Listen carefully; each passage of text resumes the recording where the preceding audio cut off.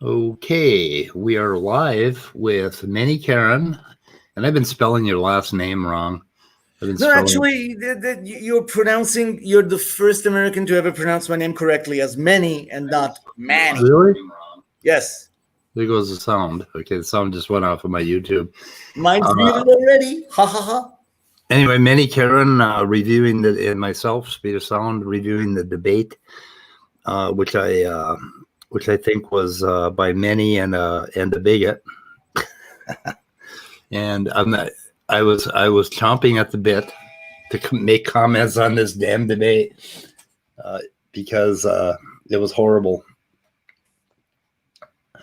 Just sitting by listening to the butchering of those scientific papers and the ideas of, what was meant by there being no single gene and by the environment being involved and heritability and all of that stuff. So, yeah, because I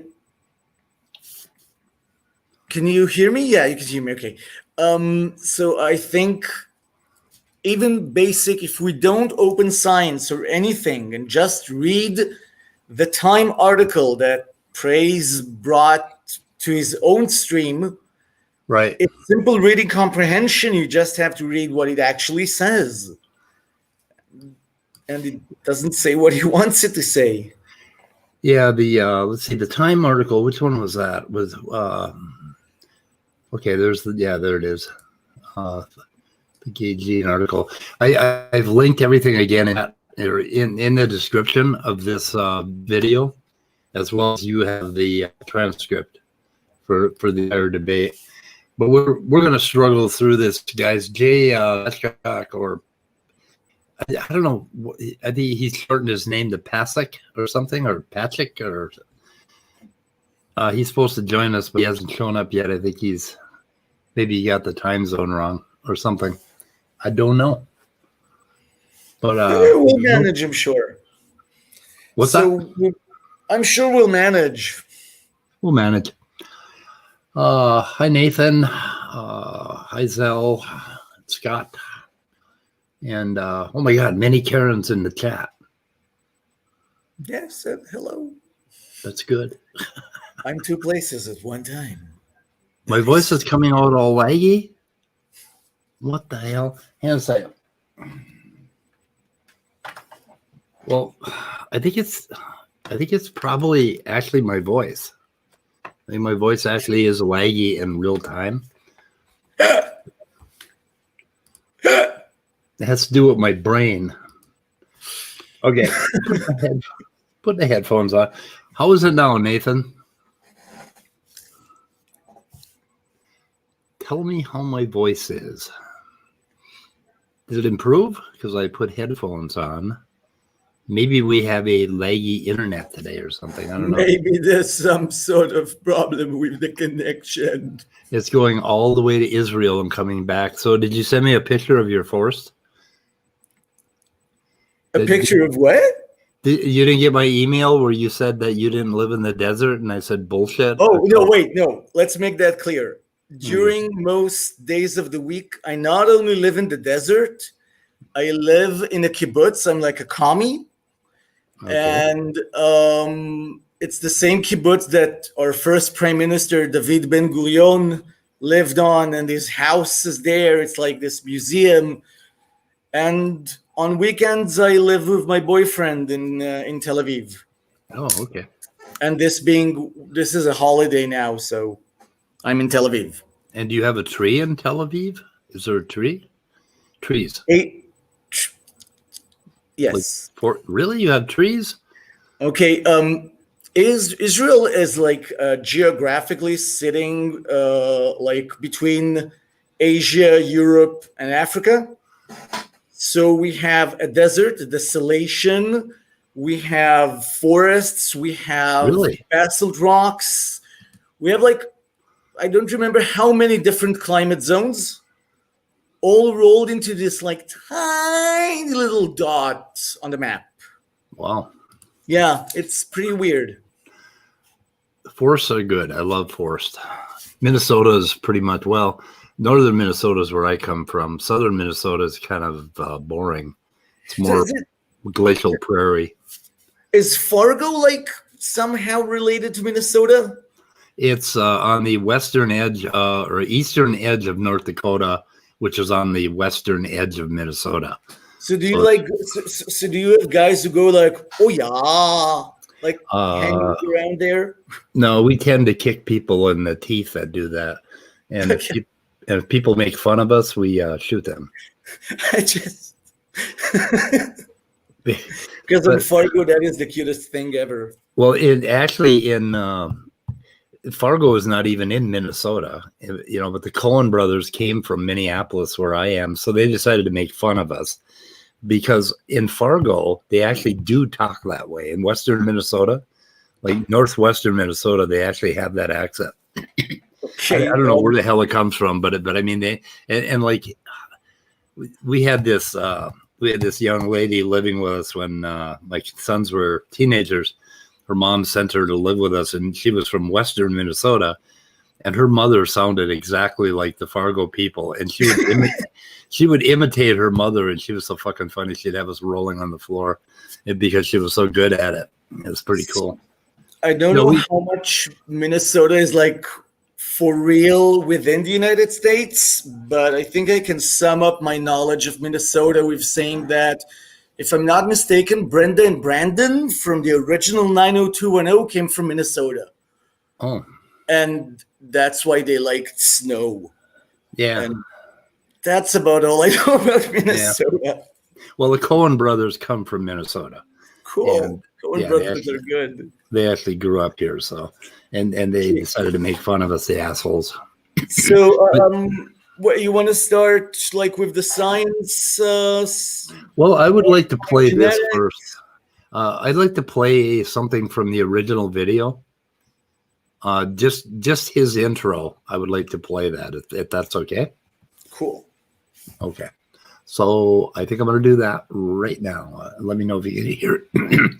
Okay. There's something wrong with my throat and my. Why the heck would there be any contention with this? So it is very contentious, and it's because it's from the very devil. It's a disgusting, vile act. And God sees it that way. And not only God, science sees this. People that work with social, like social values or whatever you call them, sociologists, they agree too. You notice that you didn't know what a sociologist was for a minute there. Yeah, but I think that this is one that needs to be shot out of the water immediately. The idea that whatever sociology may or may not ever say about homosexuality, the idea that sociology will say it is a vile, disgusting thing straight from the devil, which is the association he's making there, that is like wrong. Science does not say stuff like so-and-so is vile. Science says stuff like so-and-so is rare or common or related to or is caused by. It doesn't say is icky. Well, you saw the whole thing where Smokey called me a pedophile and we had that controversy about the movie Cuties. This is all related. What he just said there.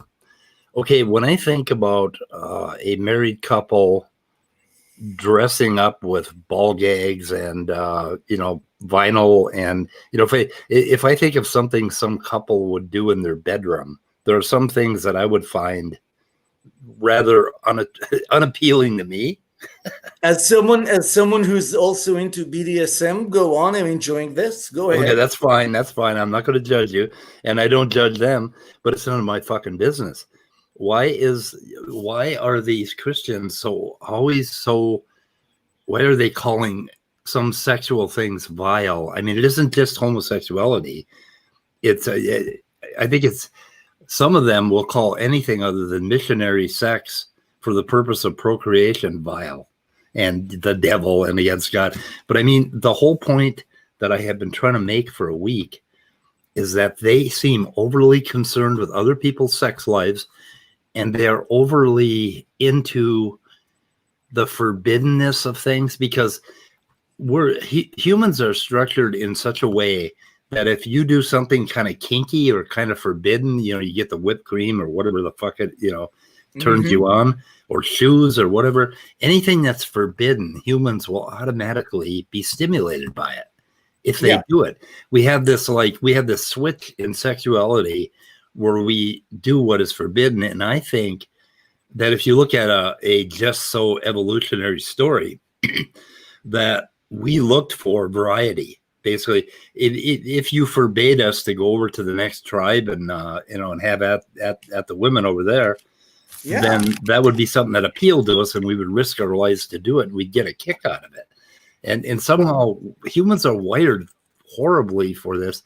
But these Christians, I think, they have this sick and twisted sort of yucky obsession with vicariously living in other people's bedrooms. When you're told that there's something like bad, or you're not allowed to do it or have it or whatnot, of course that would affect your psychology. It makes it strange and curious. We know it fires other parts of your brain when you do those forbidden things. And because I wanted like as much proof as possible that I do actually know Hebrew, then in Hebrew we have a very simple expression that comes from the I think Talmud. Maim gnuvim imtaku. Stolen water is always sweeter. Yes, exactly. And so that's kind of built into us. And a lot of this Western Christian thinking came from other ideas like the value of sex. Basically, sex had a value on it. Daughters were given a value. Basically, men with high social ranking or whatever had a certain value. So we ended up valuing ourselves based on what we could genetically produce. And I think that's built into our structure, and it's built into a lot of our bigotry and our sexism, that we still have this genetic predisposition to valuing things based on sex, valuing a good-looking daughter, that sort of thing, valuing a strong young man, it just all seems. And then if you go against any of those valuations, if it automatically sets off emotional alarms in us. And so anyway, Christianity was written like that, and it exacerbates this whole valuing and devaluing system, like you're automatically devalued if you're promiscuous, and shit like that. But not males. Males are devalued because they get fucking off scot-free. It's amazing. Yeah. So the Tanakh has like really weird ways of looking at stuff like rape and paying for a woman. They have like really nice ideas about that. Yep. But the interesting thing is that according to the Torah and subsequent interpretations by Jewish tradition, women cannot even initiate sex. They can be blamed for being part of a sexual act, but like a woman technically can't fornicate in Judaism because those verses are addressed to men. Yep. And it actually says, as we all know, Jews are circumcised. So all Jews have what we call a crown. And they actually say, if there's no tip of a crown, that's not sex. Wow. So lesbians are not sex, according. So this is, and lesbians don't like it because they're saying, okay, but this is such a horrible, old-fashioned, dreadful way of giving us liberty. That's not liberty. And it's based on the assumption that she's a married woman anyway, because no one, like, you couldn't go live with your girlfriend. You were married to a man and he would impregnate you one way or another. So their whole view of lesbianism is that it's not a problem because she's married, she's gonna have kids, and that's not even sex. There's no dick. Oh my God. Yeah, but think of those times, and it works. I think famously Bill Clinton tried that too. Yeah. So I was pretty amazed by that.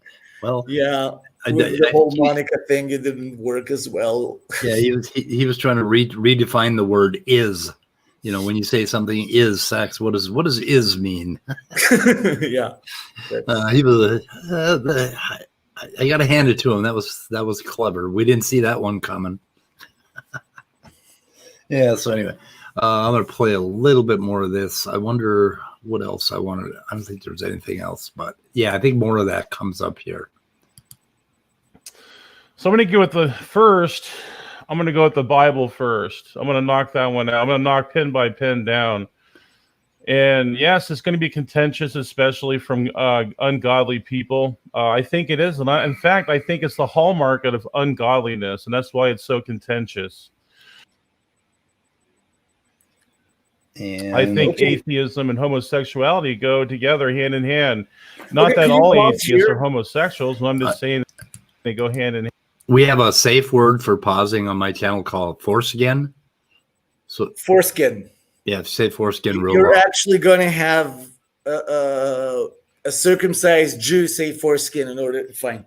Yes, in a conversation with a circumcised. Remind me of my disability. Oddly, most men I know in Minnesota, particularly northern Minnesota, where I come from, are circumcised. So I mean, it isn't a Jewish thing here. It's pretty common. Okay, cool. It's just so foreskin. I want to address something here because I think it's really important that we touch upon it when he brings up surveys. If I understand correctly, and I hope I'm not straw manning Praise, what Praise is claiming is based on Paul's ideas as he understands them. He's trying to claim that atheism is a rebellion against God. Atheism is ungodliness. And so once you're already ungodly, then you become also icky stuff and sick stuff like homosexuals. So like a homosexual is a product of going against God. That I think is like his argument. And that's why he's claiming that atheism and LGBT people go hand in hand. Yeah. And we have to watch that piece of his live stream because that's a shocker how he comes to that. There's a part in here where he says something about allowing it. And I'm hoping it comes up real soon. So I'm going to play it a little bit. And I'm going to show evidence for that too. I'm going to show evidence for everything I say. Nothing is of my opinion. And that's what you have to do when you're discussing subjects like homosexuality. Yeah, and it's a very in-depth, complex subject. Oh yeah, it is. I'll get on it. So I just bought a book today. No shit. Let me see if I can find it. I wish I'd. Purposes for edification, for instructional purposes, I can use and share things. He tends to go dead air a lot too. I don't know.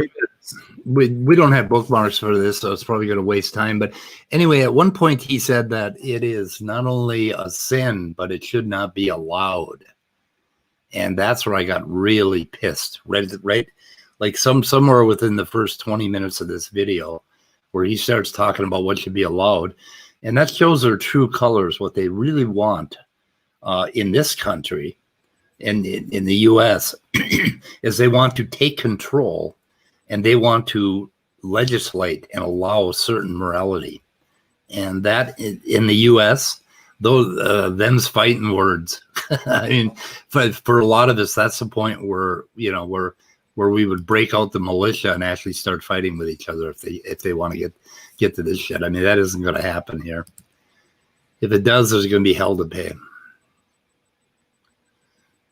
Let's see. Anyway, so if it helps, in Israel, our politics are so bad that our former Minister of Justice went heads he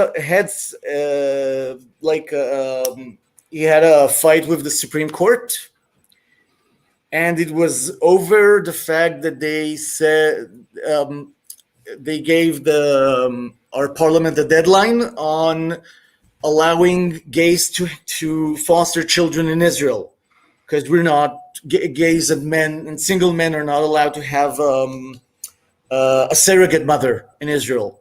We have to do it abroad for hundreds of thousands of dollars sometimes. Yeah. And if you're either a single woman or a heterosexual couple, you can have it done in Israel. So our Supreme Court told Parliament that they have to change this. And our former Minister of Justice went like, how dare the Supreme Court interfere in Parliament affairs? Amir Ohana is a gay man. And he was the minister who went and said that the Supreme Court should not get involved in this affair.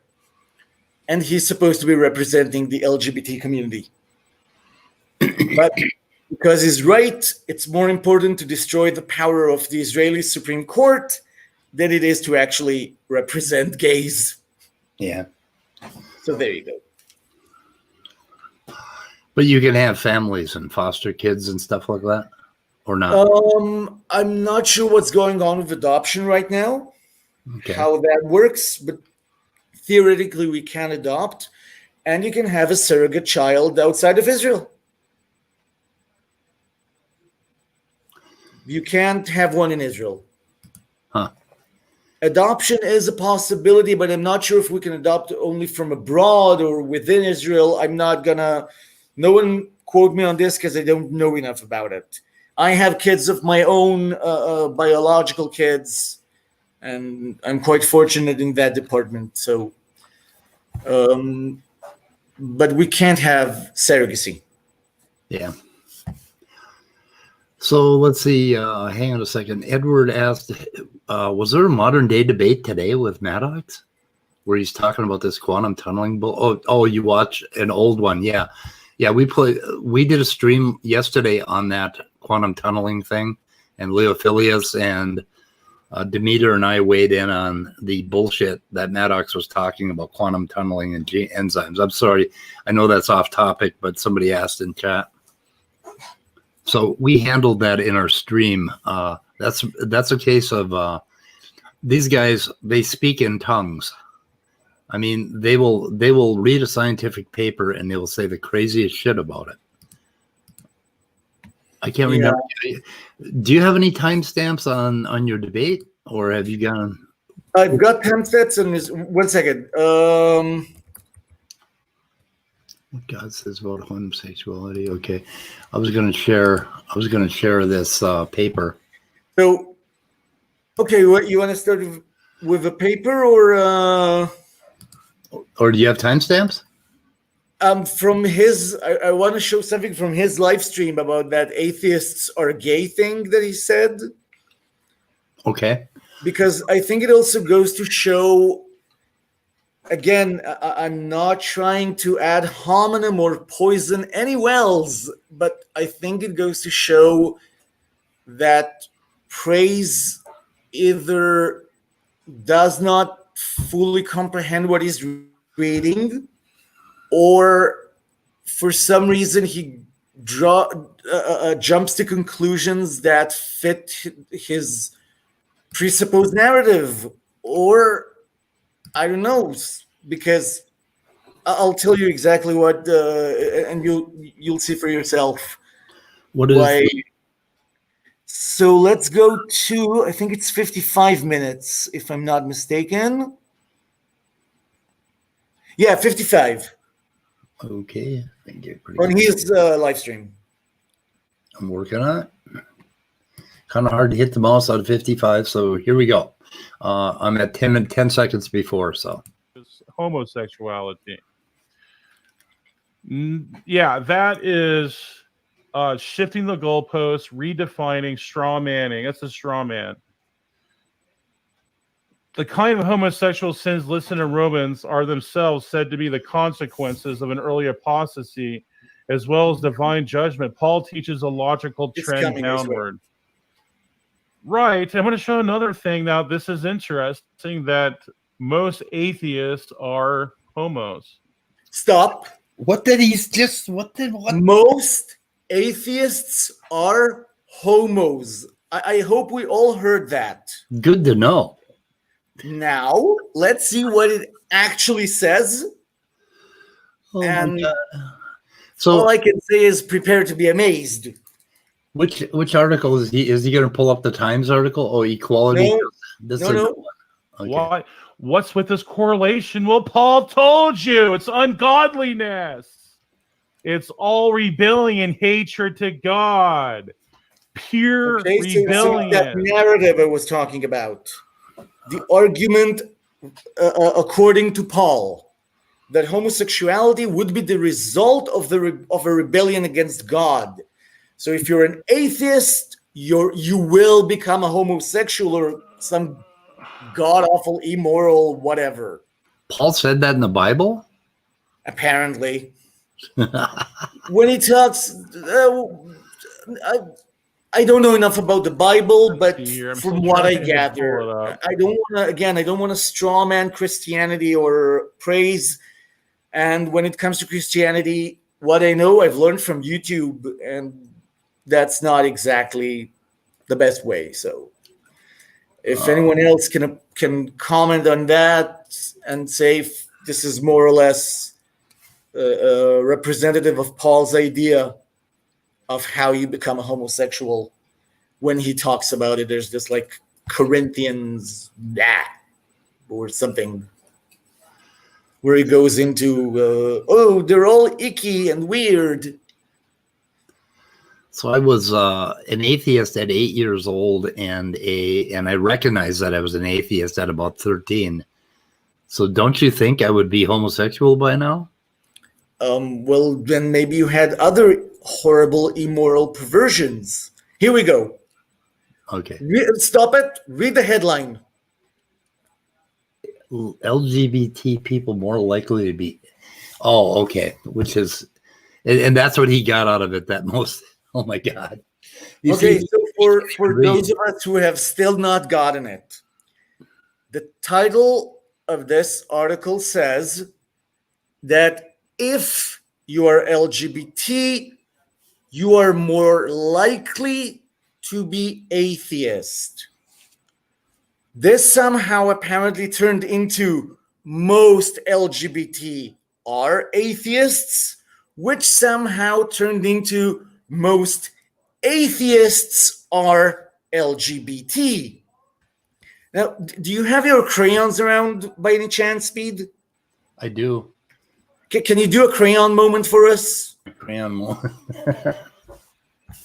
I can try. I'm trying to find. That article. That article is. Oh, there it is. Okay, so that is. What is that? Gay. Do you want me to give you the link for that article? Yeah, I think it's Gay Star News. Is that what it is? Yeah, it's Gay Star News. One second, I have that link somewhere. Give me a moment. What I'm guessing, I will give it to you in chat. What I'm guessing is that people that recognize that they have issues with being categorized as heterosexual are more likely to understand it and speak about it if they're atheists. I don't know. Maybe. Is that, which would be, to me. That could be one. So I pasted it in the StreamYard private chat. Okay. Yeah, I think I've got it. I've got it up on the screen. I'm looking at the dude. So he's a scary looking dude, but he has a turkey thing on. That scares me. I mean, it frightens me to see any member of the church. Like if I walk into a church, the building actually starts to tremble, and it's like it's going to fall. No, you have to watch like the Al Pacino moment, Devil's Advocate. He goes into a church, puts in his hand in holy water. It starts like that happened to me. And he licks his finger and he's all smiley, like screw you, which is like I've done that. I've done that. Okay, let's see if I can pull my drawing thing up. We're looking at DDX11. I have to switch screens. Unfortunately, StreamYard is retarded about switching streams. They absolutely. Okay, if it's a problem, then we won't. But no, I got it. They refuse to give us multiple streams on StreamYard, so you can't switch back and forth easily. Oh, so it just takes me a minute. Okay, I got a drawing thing up. Okay, so could you like write Venn diagram as like a title thing? Yep.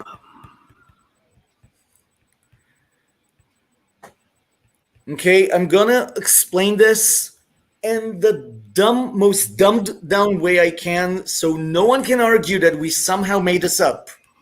Yep. So could you please draw us a big circle? Big set. Okay. Great. Now write Christians inside the circle. Christian? Yes. Anywhere? Or? Yeah, just the whole circle will be Christians. Okay. Okay. Cool. Now make a circle intersecting it with, something like that, and let's call that Texans. Texans? Yes. The whole circle. Okay. I should have used a brown color because they don't have trees there either. Okay, so what we can see here is that we have a group called Christians and a group called Texans. Yep. And where the groups intersect, where the purple line, violet, whatever, and the orange line intersect, that is where we have Texan Christians or Christian Texans. Yep. Okay. Now, let's for a moment assume, ignore the sizes, because I wasn't drawing, and let's say that the intersecting part is 90% of Texans.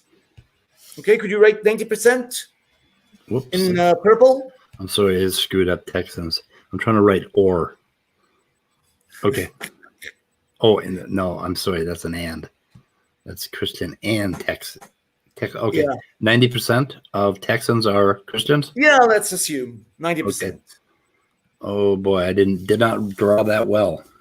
Okay, it doesn't matter. So according to this, I can say 90% of Texans are Christians, right? Yes. So I can say most Texans are Christians. Yep.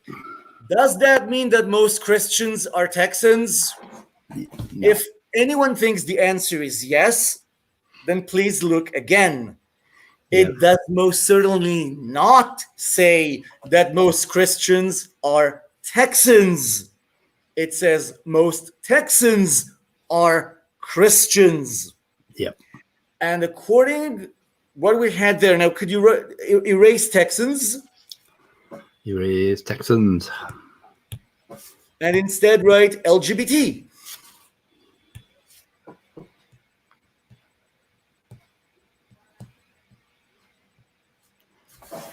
And instead of Christians, let's have atheists.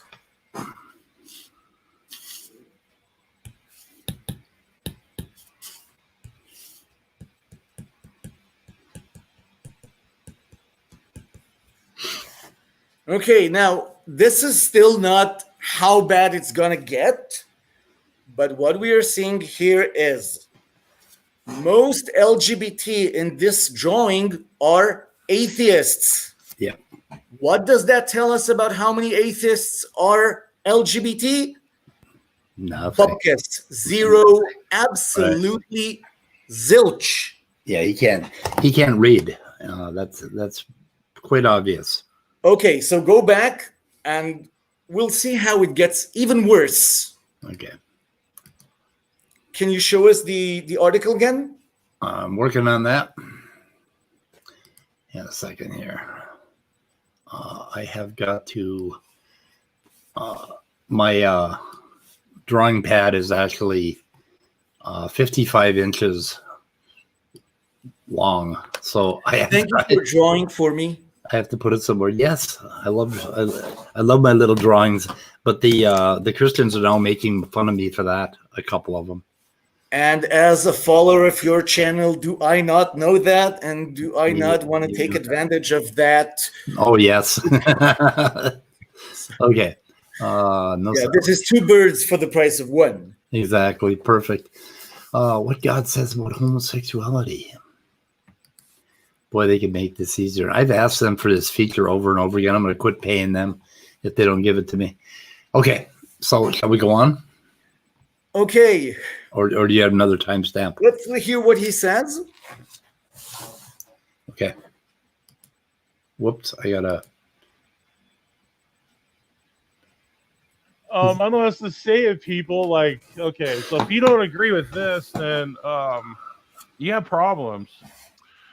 LGBT people more likely to be atheists and straights. So the peer research, we have this from peer research compared to 20%, blah, blah, blah. So there's, if you guys want to read this, gaystarnews.com. It was published June 17th. Oh my God. And that's it. That's all we get. So could you please pause? Right. That is Foreskin it? Okay. Yeah, foreskin. Thank you. Foreskin. Okay, now look in private chat. I gave you a link there. Okay. This is the Pew study that the Gay Star News is reporting, is based on. Okay, the link, if you read the original Gay Star story, you'll find this link there. I didn't just find it by like creative journalism or anything. It's just there in the Gay Star article.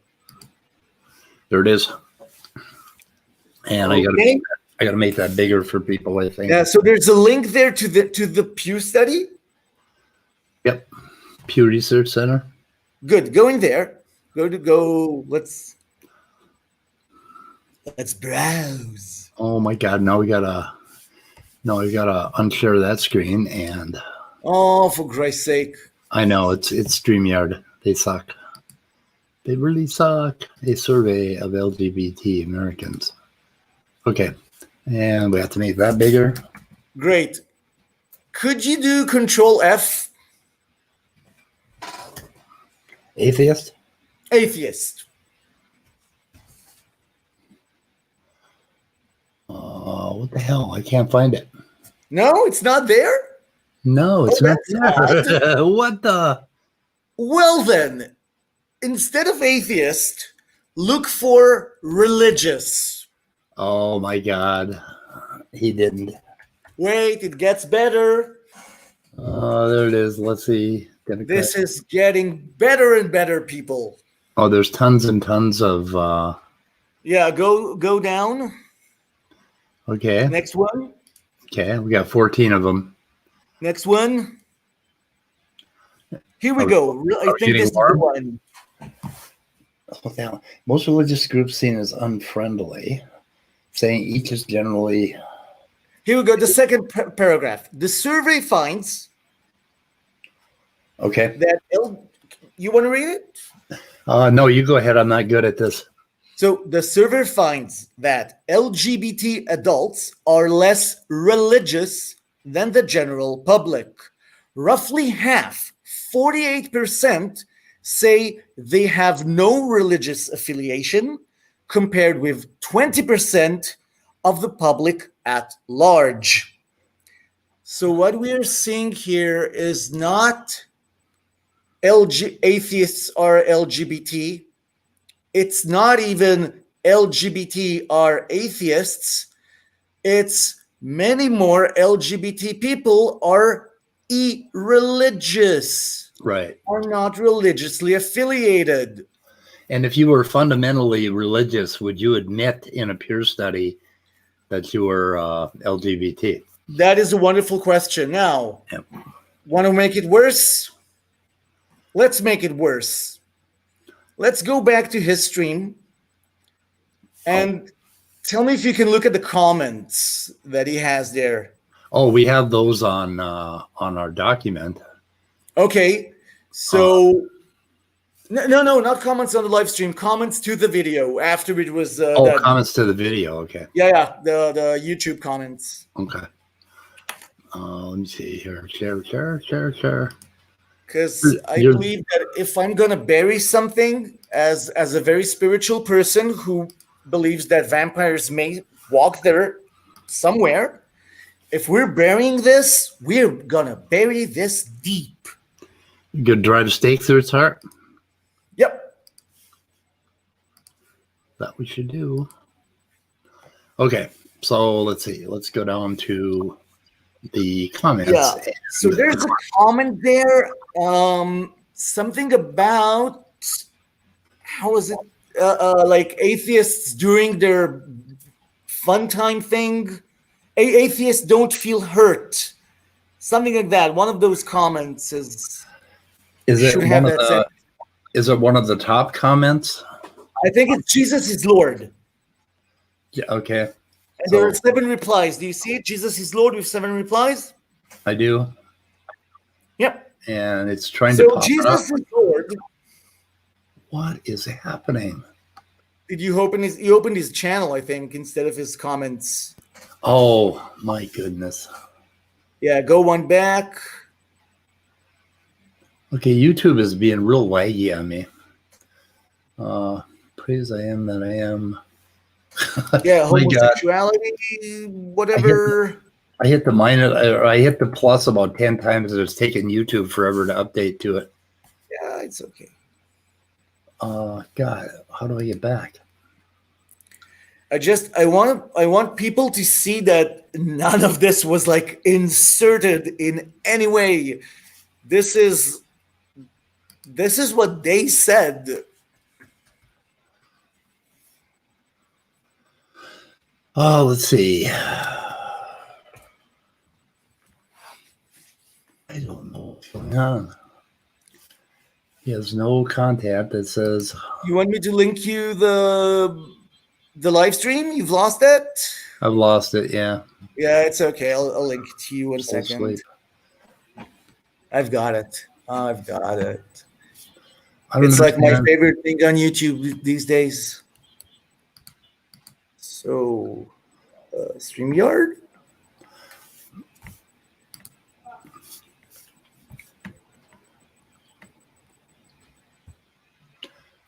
Are you doing it in private? Or, There, okay. I posted it in live stream.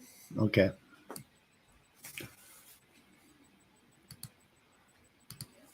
I don't know if it's going to share this, keep sharing this tab, but we'll try. And we were at 55, somewhere around there. Not that it's all that important because it's, we might jump backwards. Oh, okay. Okay, let me try that again. All we need is basically the comments because I want to Yeah. show you what Jesus is Lord posted. Things got really messed up because YouTube was, when you try to expand on YouTube, it takes them forever to change the screen. Okay, so just click the view 7 replies there under Jesus is Lord. Yep. Okay, go down. Not the And atheist. you know that he also put a Pew study there. Do you see it? Google.com, the whole long link. Right. Could you open that, please, for us? That is going to take me to another tab. So I just want to make it clear. You can go read the comments on Praise's channel. Jesus is Lord said that atheists fun time, or the thing they like to do the most is have gay sex. And I said, no, the thing we like to do the most is this, and posted a few links about pastors caught with their pants down doing gay shit. So he posted a Pew study to prove the point that atheists and gays go hand in hand. So let's watch. So our group leads the universe in suicide and sodomy. Yeah. Oh my goodness. Not just the planet, the universe. The universe. How does he know? Is he? Wait, I want to quote one of my favorite YouTube stars. Wait, of course. If anyone knows Mortimer 81, that was a Mortimer 81 impression. Oh. Gays are taking over the universe. Of course. Oh my God. Okay. Yeah. Why is this not finding this? By the way, giraffes have 90% homosexual relations when it comes to sex. So if anyone's leading the sodomy here, it's the giraffes. Really? And not gay men. Let's see. Okay, so there's the one. I have got to get. So, okay, this is again from Pew. This is what Jesus is Lord linked to show me that gays are atheists or atheists are gay. And could you, let's see. Could you now look up the word atheist and see if we can find that now? We found one identified as atheist, agnostic, or nothing in particular. So we found one. For starters, gay, lesbian, and bisexual adults are substantially less likely than straight adults to affiliate with a religious group. Do you know why that is? Because of guys like Praise. Yes, of course. And if they do affiliate, they sure as hell aren't going to tell you if you're doing a Pew study or whatever survey. Yeah. Yeah. Oh, this is interesting. Interesting stuff. Yeah. So this is just the this is a pandemic among the creationists and the fundamentalists. They don't know how to fuck to read. Yeah. They can only read what they want to see. All I can tell you is that if you read this study, that, like I said, it was their idea to put this. 1 second, I want to open it myself. See, I keep telling them to read the black part, not the white part in here. So anyone can look this up because the link is there. But basically, it says that 78% of LGB people, LGB, not LGBT. Here we go. The religious gap between LGB and straight adults narrows somewhat on the question of belief in God or a higher power. About 3/4 of LGB adults, 77%, say they believe in God. Yep. Lower than the share of straight Americans who say this. Yeah. So, if you are gay, are you, or at least LGB, are you more likely to be atheist? Yes, you are. Are you more likely to be irreligious? Oh, yes, you're very likely to be irreligious. But by a very small margin. But can you even say that most LGBT people are atheists? 77% believe in God. Are you insane? Yeah. And they post this as absolute proof that atheists are gay. This proves the exact opposite of anything they're trying to say. And last but not least, I want to stop and give another educational moment like our Venn diagram. If that's okay with you, if I pontificate a bit. Yes, go ahead. Okay, so where I studied, where I was lucky enough to study psychology, we also studied statistics. And there is a very interesting statistic fact. In Europe, it is well known that the more storks you have in a village, a town, or even a city, the more babies you have there. There is a strong, very real correlation between storks and babies. I And knew what it. does that tell us? Speed, what does that tell us? Storks bring babies. I knew it. Well, of course it does. Or it teaches us the most basic rule of correlation. Correlation is not causation, because houses with babies have chimneys. Storks build nests in chimneys. More chimneys, more babies, more chimneys, more storks. I remember having an argument with my mother about this when I was 7. So it's, do you know that if it's still not clear, if you go to grade school, elementary school, what do you call it? Elementary school. Elementary school, okay. Or grade school, either one. Yeah, okay, so go to elementary school and you will find a very strong correlation between the size of a pupil's shoe and their knowledge of mathematics. The bigger their shoe, the more mathematics they know. And this is a for real correlation. Yep. Can you guess why? I'm guessing correlation is not causation. Yeah, but why are shoe sizes correlated to how much math you know? Little kids have little shoes. And bigger kids have bigger shoes. Yeah. So if you're in first grade or sixth grade, you probably have bigger shoes. And yes, you've also studied more math. Have you looked? Even if we had the correlation that he wants us to have, it would mean squat about causation, and it would not support Paul's argument. Yeah. But we don't even have those correlations. Gays aren't atheists. At least not in America. I don't know why. I think you're all nuts. But atheists are definitely not gay. That's completely made up. And there's no basis for causation.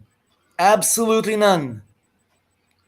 If anything, we can more likely assume what Speed said, that once you know you're gay, the way your church treats you might lead you to become irreligious or even atheist. Yeah. But it's not the gayness that did it. It is the interaction between your orientation and your environment. Because I think, who does Bishop Shelby Spong belong to? I don't know. I don't remember. His church is very accepting of LGBT people. It's like, yeah, they're welcome. And there are others that welcome gays. So you don't have to become irreligious, even if you're a homosexual or lesbian or trans or whatever. So they made the same claim about suicide. Atheists are more likely to commit suicide. I'm wondering how that one fleshes out. I'm looking at a meta-analysis, but it's kind of hard to read the results. So, okay, so you want to look a bit at the genetic stuff he brought in? Yeah, there's let's see, there's no such thing as a gay gene was the first one. Oh my God. That was first, and then I'm going to try to find the rest of them here. So I can link them as we go, but I'm going to stop screen. Okay. Clear screen. So just to introduce this, basically, I can tell you that I think the whole argument of is it genetic or not is completely redundant. It's very interesting scientifically, maybe like for study, but as a moral political tool, I think it should not be used by any side. But what we had here is basically Praise read the title and went whoop-de-doo-dah, went on to say that if gays or their lib supporters try to somehow say this is not a good study, well, it's time and science, and he called these Many great scientists who say the truth. Can I pause you here for a minute? Yeah. Do you want to go ahead and read a part of this? And go ahead. I have to disappear for 1 minute. I'll be right back. Okay. Okay, so I'm all alone here, people. It's you and me and the quiet internet ways. So basically, if we're looking at this study, what the title says and screams is that a new study argues so and so. So first of all, let's make one thing clear. The press loves it when a new study says, and this is the exact reverse of how science thinks. Science sees a new study and starts thinking, okay, what's wrong with this? Where are the problems? How can we break this down? What other studies should we be making to support this? Or I lost the word. Like the other thing that you do when you don't support your hypothesis. Karl Popper. Can someone write me the word in chat? What are you looking for? Disprove. There. You for God's sakes, I forgot the word disprove. So basically, the media loves a new study. Science looks at new studies as very suspicious. Falsify. Yes, thank you. Falsify. Scott, I love you. Truly, I do. He's the man. Yeah. Karl Popper, the falsification principle. So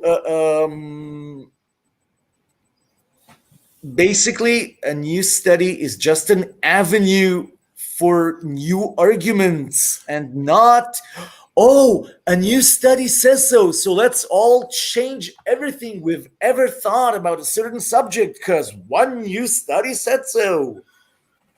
Okay, that's only in I don't understand academia land, not in reality. That's not how science works. Okay, but this study, let's see, it said, discover a stretch of DNA. Let's see. Okay, that there is no, as a gay gene, there's no such thing as a gay gene. And I believe what they're saying is that there is no singular gene that causes Exactly. it. And they found that to be the case with almost everything you can think of about human beings. Exactly.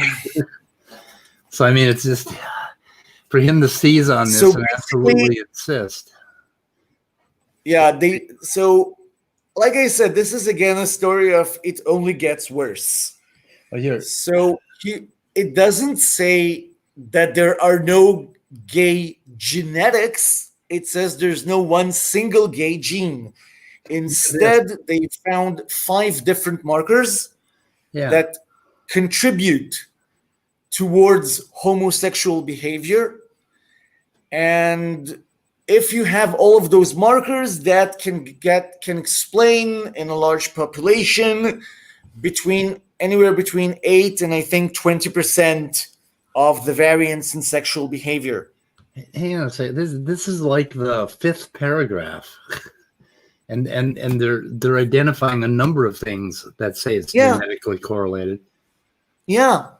Okay, I want One to. of the interesting ones, they have this hypothesis inside that says one of the markers has to do with our sense of smell, our olfactory system. Olfactory system. So maybe like the scents we find sexually arousing change if we have this a different allele here, or some kind of mutation in this specific point. So they're like bringing up these interesting ideas of how genetics is involved. Yeah. But they are definitely saying that, of course, genetics are involved in homosexual behavior. Do you know what's interesting? Let me tell you a little story. When the embryo develops, the genes that are involved in the shape of your brain and how your brain is wired, and basically the overall relationship of your brain, the same genes are involved in creating your face. Really? Yes. So it is possible that when you look at a person, you can tell a little bit about the way their brain is wired, which is I don't know what the correlation is, but the same genes are involved in those two developments. So, but and that happens all over the body. I mean, like your hands may be related to, well, they're certainly related to how your toes come out. But they could be related to your sense of smell, or some characteristic like your fingernails could be related to your tendency to commit suicide. Exactly, and it brings up a lot of interesting, not trains of thought, like channels of thought, and I don't know how to put it exactly, but that requires so much more study before we can. These are just like, we have this cool idea running around in the lab. Yep. It's not even a hypothesis yet. Yeah. However, remember where I keep saying, wait, it gets worse? Does it get worse in this article? Yeah, because first of all, this article, although they had 500,000 people, which is an amazing amount of people. It's like, wow, that is a really big sample. But they are almost all of them white, aged 20 to 60, which puts some like question marks on, are we representing the variance of humanity here, or is it still somewhat limited? But there is a much more important point, that I tried to explain to Praise, and Praise would not accept. And that is, could you read where it says the researchers emphasize? Okay, the researchers emphasize that their study dealt primarily with sexual experiences, not sexual orientation or identity. While participants were asked if they had sex with somebody of the same sex, they did not necessarily identify as queer. In fact, GWAS says the research suggests that measures like the Kinsey scale, which argue that sexuality exists on a spectrum from totally gay to totally straight, are overly simplistic. So let's stop here and make it clear. And this is something I was trying to say to Praise, and he was yelling social construct at me without even trying to understand what I was saying. This paragraph tells us the study was not done on people who are homosexuals. It was done on people who had some amount of homosexual experiences. And that would correlate with a number of other behaviors, including drugs and alcohol.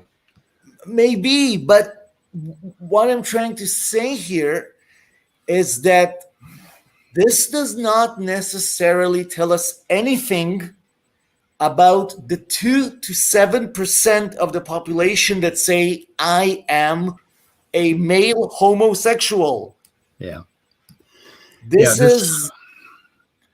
I went through a frat, the initiation where somebody fucked me up the ass, and that gets into this survey because he had a homosexual experience once. Right. No single So- continuum from the opposite sex to the same sex. I think it pretty much flips. I don't know. Yeah. Like for me as a heterosexual, I know that I am strongly flipped toward heterosexuality. I mean, at every level of my body and being, and I've always recognized that. And it's interesting, but I cannot imagine being homosexual. I can't imagine any amount of conditioning or brainwashing or even torture that would get me there. Can you imagine? I mean, are you? Hang on a second. I'm going to send you a private chat. Even even if I talk about myself and I say to people that I'm gay, knowing I'm gay, I happen to fall in love with. I guess you just answered my question. Yeah, I happen to fall in love with a beautiful being who happened to inhabit a female body. So I got married, even though I'm gay, and she knew I was gay, and she's sort of bi or whatever, pansexual, and we're getting divorced now for various reasons, but we have 2 kids. And if you ask me, are you sexually attracted to a female body? The answer is, ew, no. Yeah. But I was most definitely attracted to my wife. Yeah. And we had amazing sex. And Yeah. I don't have any way of explaining that. And I still say that I'm gay. I'm not bi. Because somehow something happened with her that does not happen. Now, maybe tomorrow I'll fall in love with another woman. Who knows? And who cares? Yeah. I've noticed that with now that I'm older and sex is less of an interference in my life. I've noticed that I had that there were several males in my life that I had the strongest attraction to. The attraction is, and it's not to the bodies, and it's not sexual. And in fact, the thing that few people understand about males, and males don't even understand about males because our dicks get in the way, is that most of what attracts us to women are their eyes, their the way they talk, the way they smile, the way they act.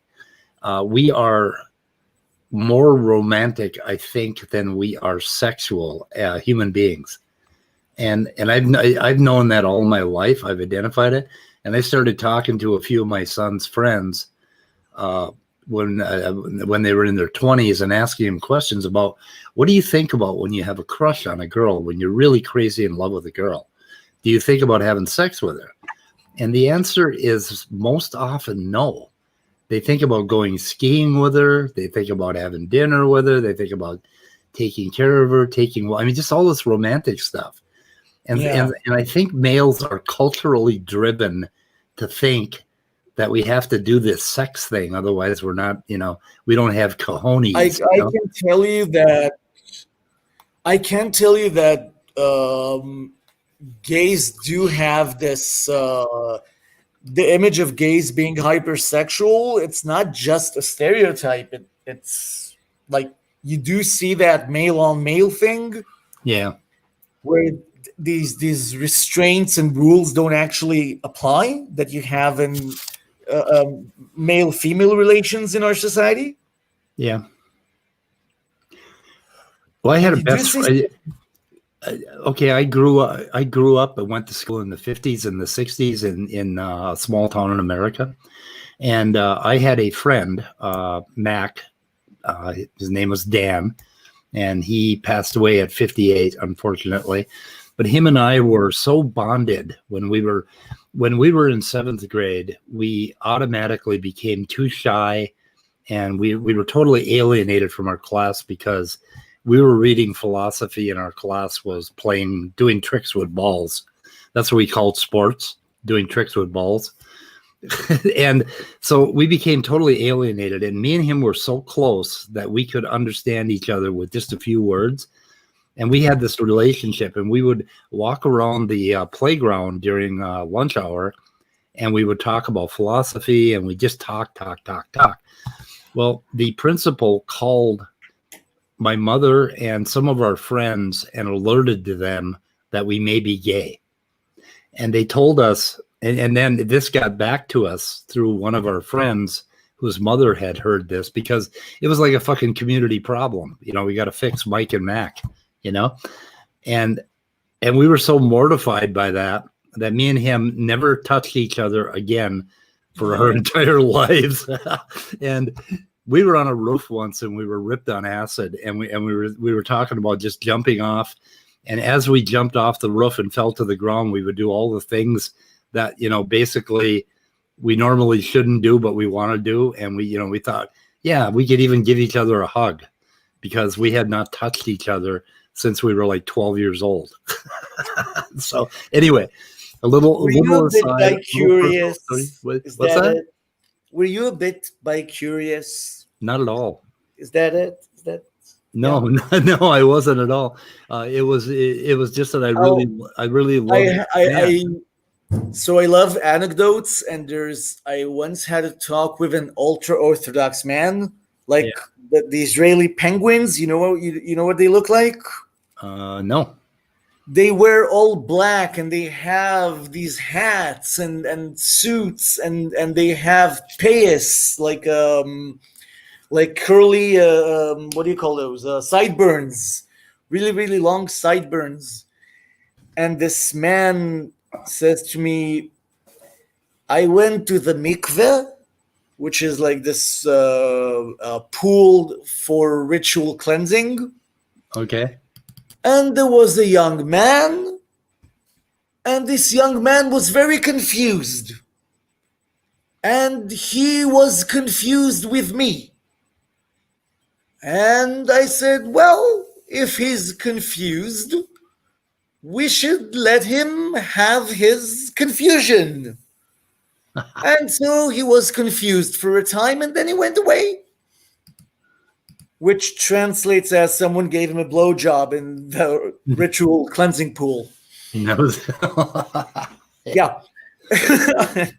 No, there never occurred to me, but we were judged that way basically because we were close males, and males weren't supposed to be as close as we were. We were supposed to do tricks with balls. We weren't supposed to be talking to each other. So anyway, it kind of scarred us. It was at the point where I probably wouldn't even shake his hand, let alone give him a hug. And I went and visited him one day before he died, and I should have given him a hug, but I still didn't even then. Pretty amazing. But we had an incredible relationship, and we were so close that it was, there's another story that I will tell you privately. Okay. Basically about my friend Mac. But so we'll do that do we want to do more, like one of the genetic studies that he brought, or do we want to go with Hebrew or Sodom and Gomorrah? The Hebrew stuff I'm not going to be able to help you with at all. You're going to have to get anybody in the chat, or do you want to nail down another study? Do you want me study? to explain the Hebrew problem? Do you want me to talk about Sodom and Gomorrah, or do you want us to go over Go through the Hebrew problem and try to explain it to me. Okay, it's very simple. He tries to take, like, if you haven't read Foucault's Pendulum by Umberto Eco, then you have to go and read Foucault's Pendulum by Umberto Eco. And Umberto Eco is a professor of linguistics. I have one or two of his books, but not that one. Yeah, Name of the Rose is like really, really famous. Yeah, I believe But that. Foucault's Pendulum, you have to read it. You'll love it. Trust me. And although it's very difficult to read, and it's quite a big book, but it's so worth it. And one of the ideas he stresses there is you cannot approach a text just out of nowhere. And he takes a verse And he says, well, one word in this verse might not necessarily mean man. It could possibly mean woman as well. And if it could possibly mean woman, which it never does, it can mean mankind in very specific cases. But if it means mankind, then maybe it sort of also means woman.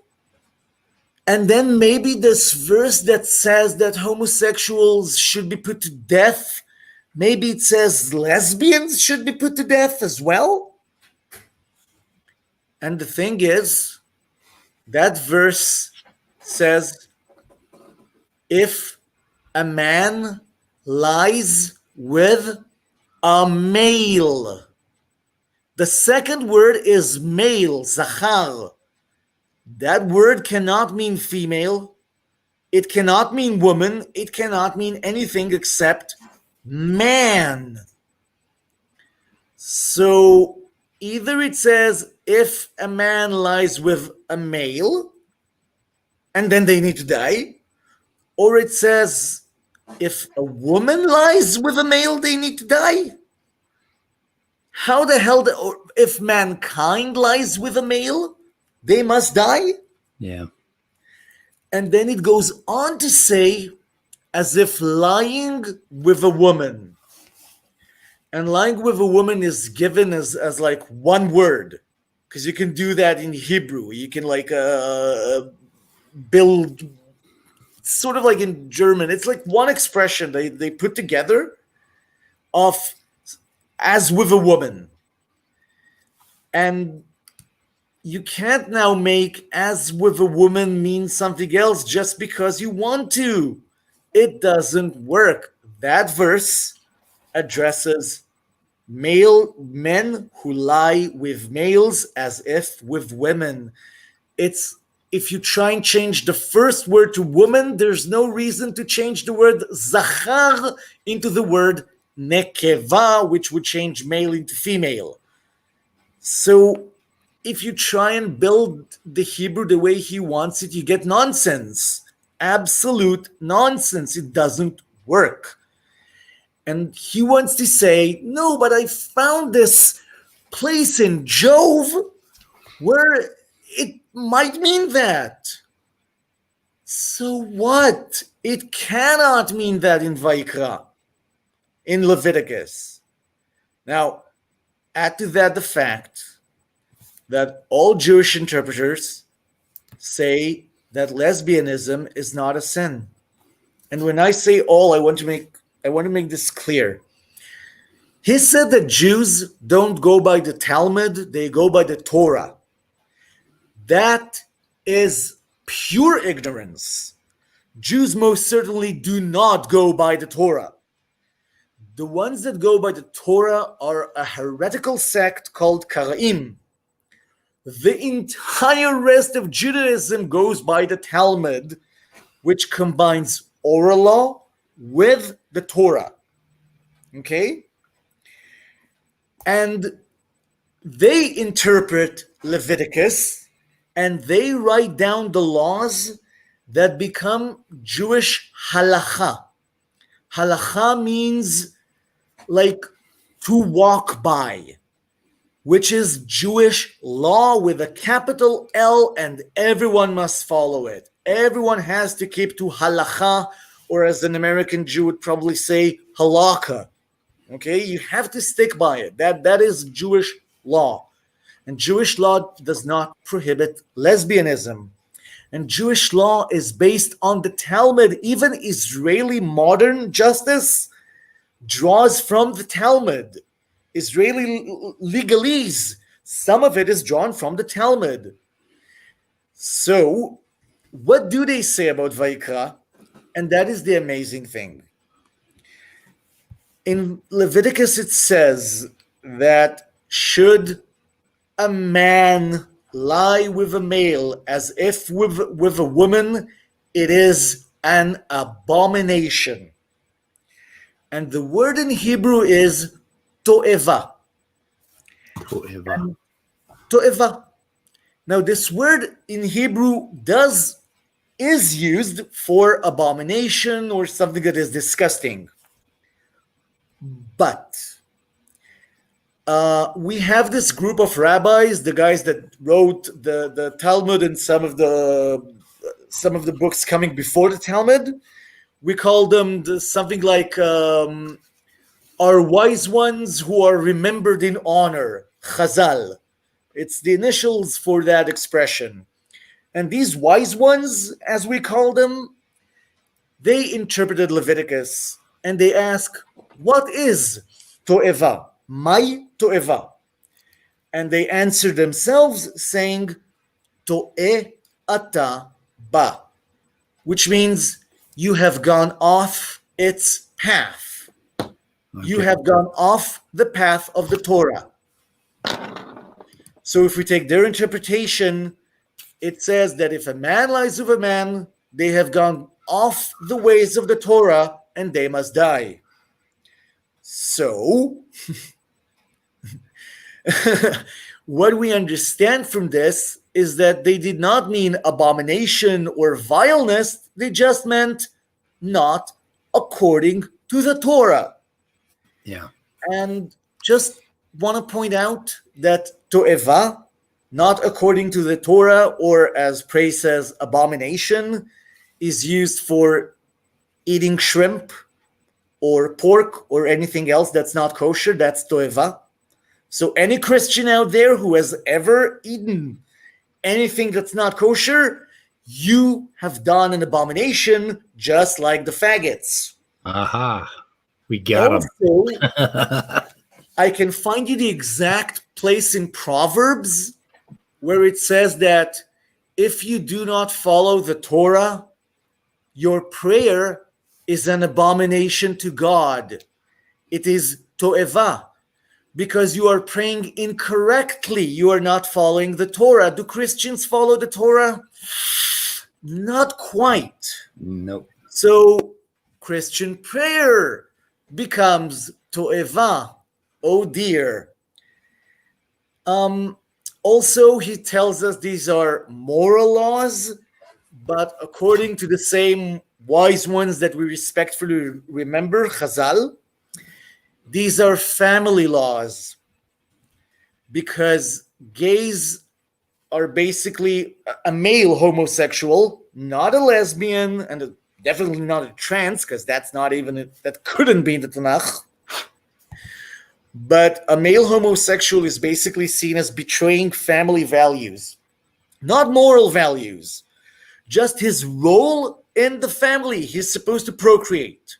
If he's not procreating, if he's not having children, then he's hurting society. And Judaism believes in ayn tachat ayn, shen tachat shen, eye for an eye, tooth for a tooth. So if you're not procreating, you are killing, and therefore you should die. It's not because you've done some horrible, extra dreadful, icky-wookie thing. It's just because you have gone off the path of the Torah and you are not making kids. And so you need to die. It's a very clean issue. They're absolutely wrong. But even if you accept this, it gives you no justification to say that gays are abominations. It gives you no justification to call them names. And in fact, if someone doesn't actually have anal intercourse, then Judaism has no problem with them, period. So why are you calling effeminate men unnatural or anything else? They're not doing anything against scripture. Kissing is not against scripture. Hugging, holding hands. These things were later forbidden so that you won't start with that and there would be a slippery slope. But they're not in the Torah. They're not in Leviticus. They're just later admonitions in order to keep you away from sinning. You start with a kiss and you end with a you know what. What? But, well, yeah. Okay, so the word abomination is kind of interesting. It's away from the omen, ab away, and then it was intensified or changed a bit with ab hamin, which is away from the man, and so it became considered. So that was beastly. So the word ab hominem or abomination, feeling of disgust, hatred, or loathing. But I guess okay, to be honest, as a very old male who grew up in the 50s and 60s, it took me a long time to get used to gay men touching each other. And I did talk to you about this, and I think it's because I am wired heterosexually. And if you are not wired heterosexually, you are not going to have that feeling. And that feeling is something that heterosexual men can't seem to handle. They don't know how to handle their own. They don't know how to handle their own biology. Yeah. But then when the interesting thing is I watched a series on Netflix, and this is going to give Christians another reason to ban Netflix. What the hell was it called? Was it Pose? What was it? Pose, maybe? No, it had a word. It had a sense or sixth sense or sixth. Sense8. Sense8. Okay. Oh, it's amazing. Sense8, Everyone yeah. watch Sense8. If you haven't watched Sense8, go watch only the first season. Okay, the two males that had a relationship, and that absolutely changed my ability. Have you seen the sex scene in the pool? Have you seen that one yet? I'm not sure. I probably did, but I know it no longer bothered me, and it was interesting. But at the same time, I'm becoming more of an asexual. And elderly do you know person. who did Sense8? No.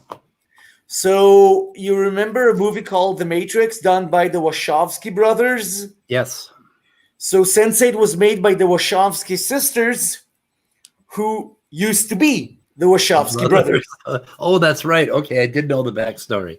Yeah, that was a wonderful. Straczynski, I think, did it with them. I think it's J. Michael Straczynski. But it was something about the way they directed that and shot that couple that allowed me to see the love between these two men. Of course. And when I saw that, all of a sudden I was able to overcome any revulsion that I had.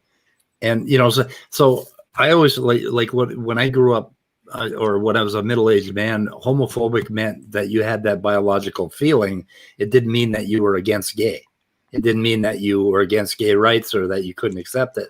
It just meant you had that feeling, you know, and you probably have that feeling toward, female bodies. I have that feeling toward male bodies. And I can appreciate the beauty. I just don't find it. I find it aesthetic, but not arousing. Exactly. Yeah. Yeah. I mean, I can recognize a good looking man, Yeah. So when I have a friend, when he was 12, his parents realized he was gay, and his dad, his family is very conservative. So at the age of 12, his dad kicked him out of the house, literally, and never spoke to him. He didn't speak to him for many years. He also yelled at him, "Change your last name." So the guy did. He has a different last name than his parents' name. And there was silence in the family for years. And then they had a show primetime on Israeli TV, on cable, like this parody of a soap opera that they made. And two of the main characters were gay. Was it called Soap? It wasn't called Soap. It's Israeli. It was called, you know what a telenovela is? No. It's like the Argentinian version of a soap. Okay. I've seen Soap. Of course, I've seen Soap. Yeah. But the Argentinian version of a soap opera is called a telenovela, like a novela on televisión. Okay. Wow. And so it was called Telenovela Incorporated. And one day he gets a phone call from his dad and his dad says, I just watched this show, this telenovela Incorporated, and they kissed. I didn't know you kiss. Do you kiss? And about half a year later, his dad attended his wedding to his man. So, Yeah. and it's a TV show that did that. Yeah, and that's where the shit hits the fan with the Christians when you try to, like, if I had been educated as a very young man that there were other forms of sexuality, and Yeah. like I had we had a nice little cluster of gay guys in my class, and we always thought of them as eccentric guys because they were smarter, they hung around with the girls more, and they were different. We knew they were different, and we loved them because they were different and eccentric, so we hung out with them.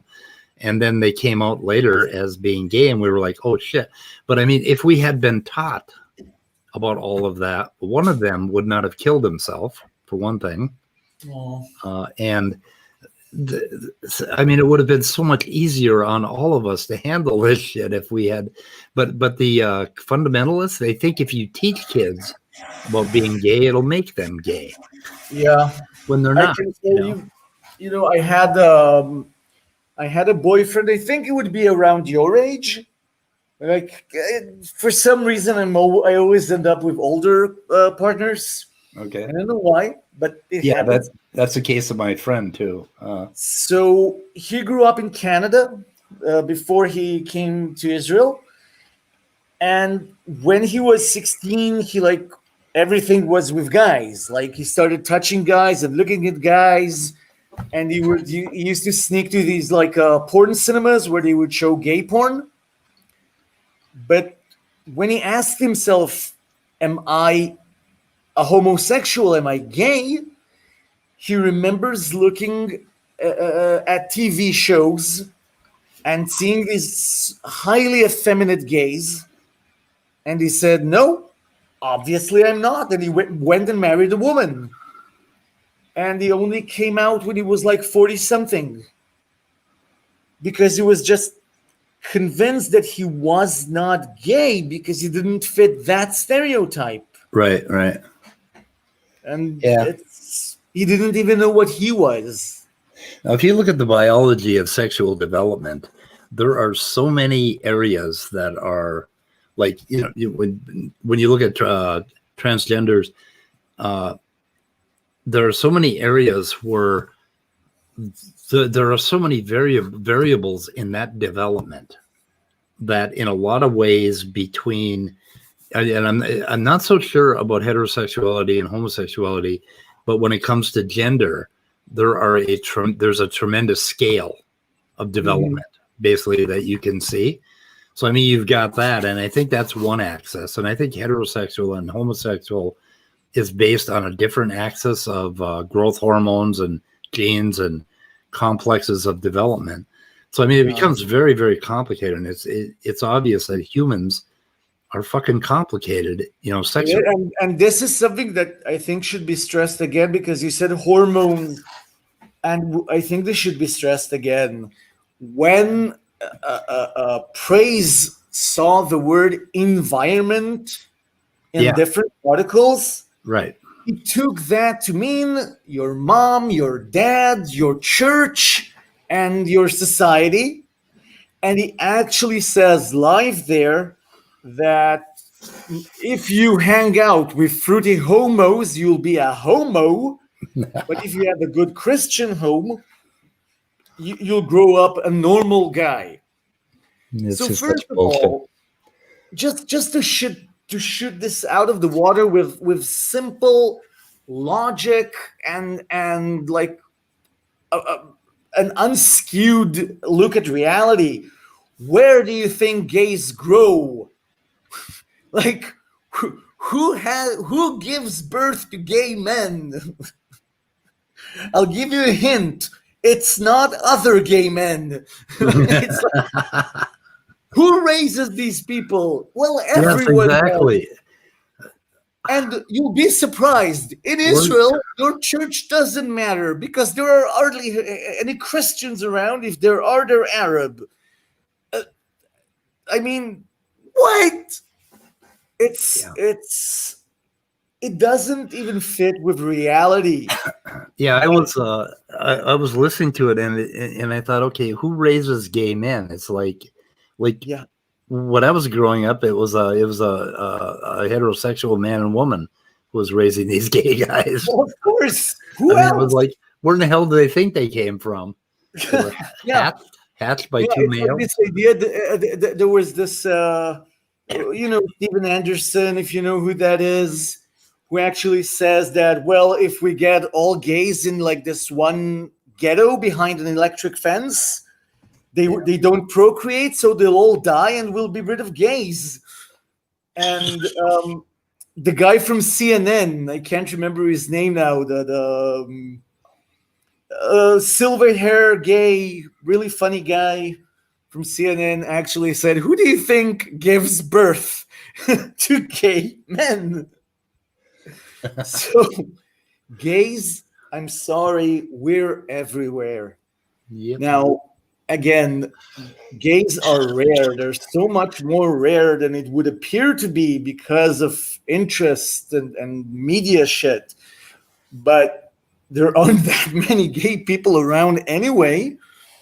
But we are born everywhere, to everyone. There's no one kind of religion or class or race or level of income that somehow brings about more gay people than any other. That is one of the proofs that there has to be more than just environment, because then certain environs would be more gay disposed, and we don't see that.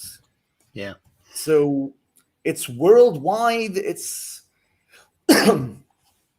and like we don't see if Christians like to, not Christians, sorry, people like to imagine that gays are proselytizing, which is what Praise claims in his live stream. Well, have you noticed that there is the exact same amount of gay people as there always has been? Yeah. So either we really suck at proselytizing, or proselytizing does not happen, is not possible, because that's not how it works. But getting back to the word environment, in science speak, environment means everything. I gave a very famous example again from my first year in university. A medication, a horrible chew, you're all more than welcome to look it up, called thalidomide. We learned a lot about embryo development because of this horrible little drug. It's given to people who have leprosy, and it turns out that it crosses the placenta, and then it's what we refer to as a teratogen, which is anything that can interrupt embryonic development. Literally a monster maker. Exactly. Yeah. And what happened was that they found out that if women took thalidomide on the 7th week of pregnancy, then their children would have deformed, I'm making this up, ears. All of them would have deformed ears. And if it was the 9th week, it would be the kidneys. And if it was the 12th, it would be the eyes. And that's how we started figuring out through this horrible accident that embryonic development was so orderly. And if like ears always develop at the same time, and we sort of had the time from this horrible thalidomide incident. So these are all environmental things. Okay? They're not genetic, but they're environmental. I think epigenetics even goes into environment. Yep. And right? So, and we all know epigenetics is involved in orientation.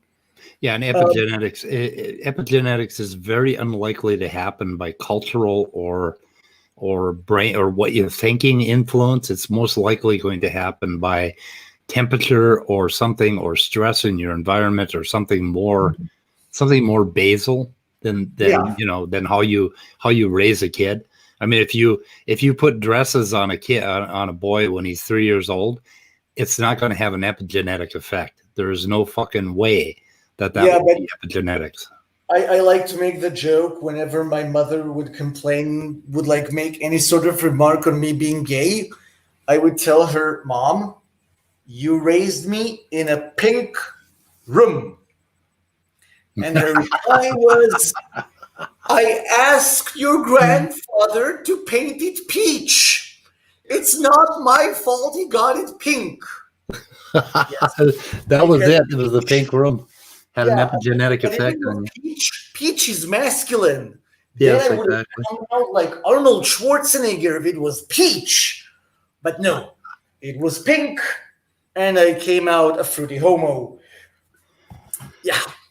So my father raised me on a farm, and his favorite thing was, if you live on a farm, you got to work. And I hated weekends because I had to work from sun up until dark every weekend and every night, and I had to get up early and milk cows, and my father was constantly giving me jobs, right?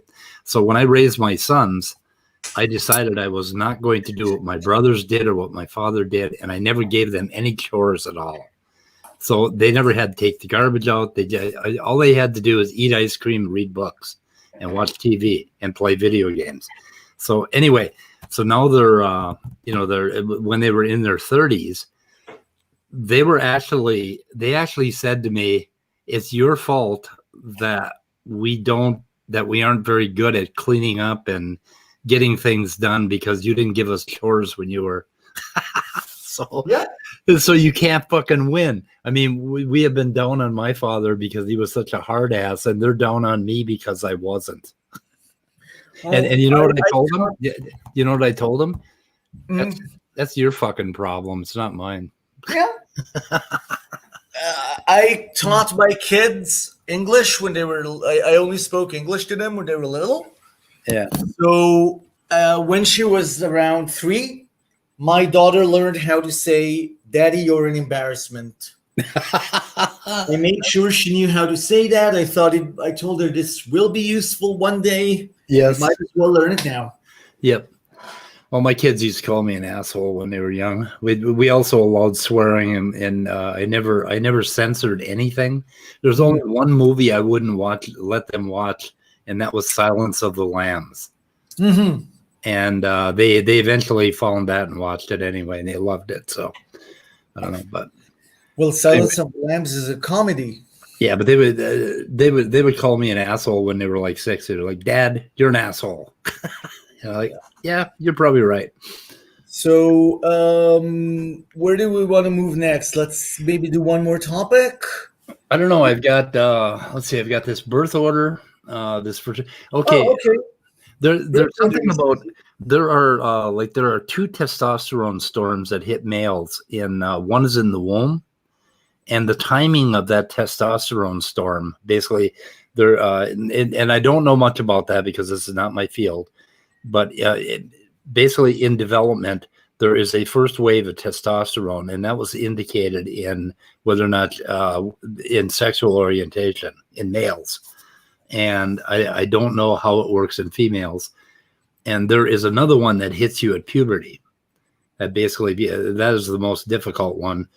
And I think gays and heterosexuals get that same storm. But the one in the womb, I think there were some timing differences. Something like that. Yeah, and the other thing I wanted to note is I have this sort of half-assed just so story hypothesis that male primates or human primates are basically we're closer to females. We have less sexual dimorphism. And I wish Erica was here because she could probably talk about that than most other primates. And that was one of the things that bound us together as societies and as you know, where males were able to be friends, and basically that was a really important thing, you know, that males would not automatically kill each other, that they could form strong bonds. But the other thing is that it was very important that we form strong bonds with our children. Males do, not just the females. Whereas in a lot of other mammals, you know, that is well, that's variable. There are some mammals, I think, where the male actually does the rearing, but I'm not sure which ones those are. So, but there's all these very interesting effects, and I think it had a lot to do with the development of humans. This blurring of the lines in sexuality had a lot to do with development of human beings, and the blurring in the lines of what we will what we will have affection for. We know that most kids normally explore the gender issue in kindergarten when they dress up. Yeah, and it's like completely normal. Everyone does that. Yeah. And yes, if mommy comes in and finds her beloved little boy in her high heels, yeah, that's practically all men do that. Well, there was a little bit of natural selection going on, because if my dad found me dressing up as a girl, he would have killed me. Yeah. Okay. He would have taken me out and shot me, taken me behind the barn and dumped me. You know, it's just, I don't know. But yeah. I mean, playing with my mom's tampons, I found them very intriguing for some reason. Oh my God. Yeah. What a terrible. I do have one of her dresses for when I do drag. Because, you know, I'm gay. I have to do drag sometime. I didn't know that. Yes. Well, when I was 4 years old, all gays do it. It's mandatory. It's in the rule book. It is? Yeah, for the gay conspiracy. You're gonna have to send me that book. I gotta read that book. Find out what you guys are up to. The gay agenda book. So maybe people don't know this. All gays all over the world, not just in the States, but everywhere. When you become gay, no matter where you live, it's like in Harry Potter. They find you. They send you a pamphlet telling you about the gay agenda. Yeah. Okay, so you can advance it, and also all kinds of like stuff you have to do.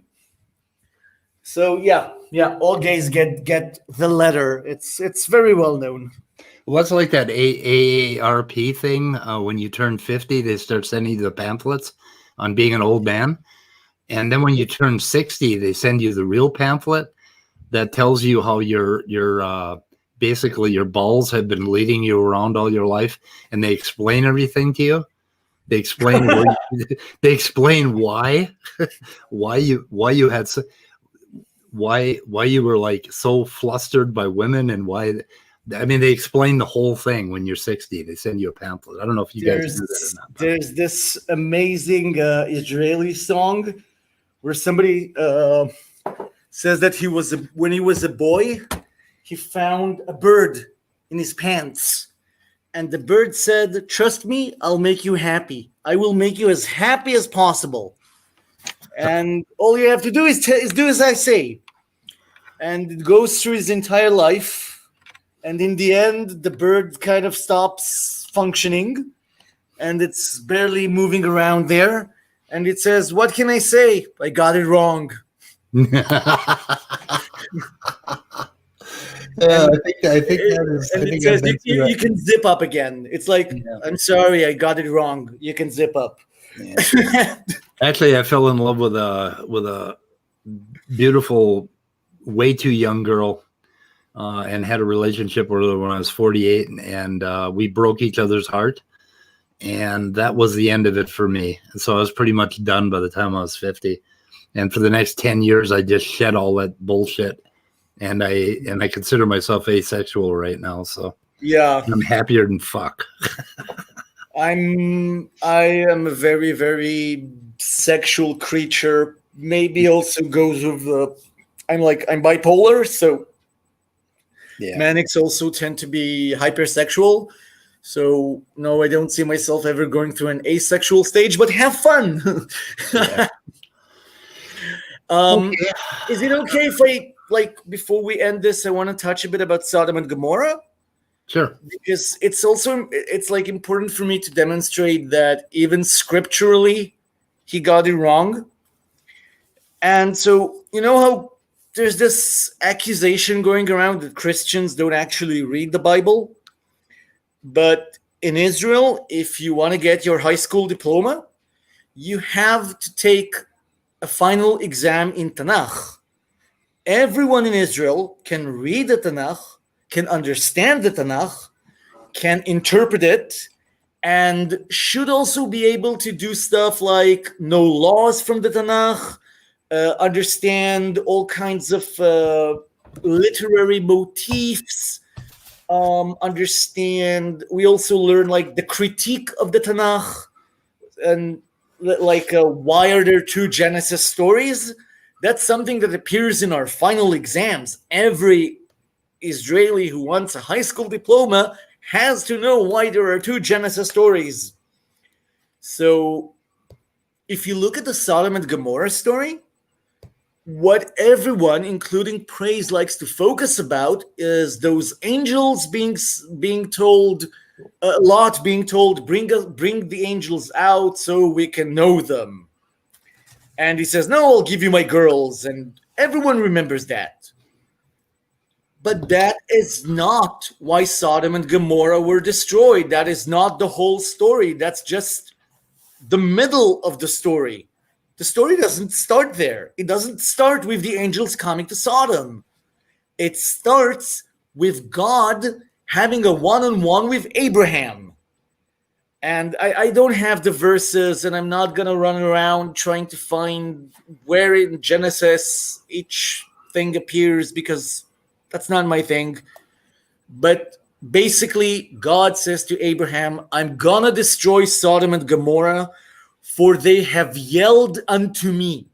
Their screams have reached me. I don't know how the King James translates it, and I'm winging. I'm translating directly from the Hebrew. And he says this is why they need to be destroyed. And homosexuality has not even come into the story yet. And already they're being destroyed. So what's going on?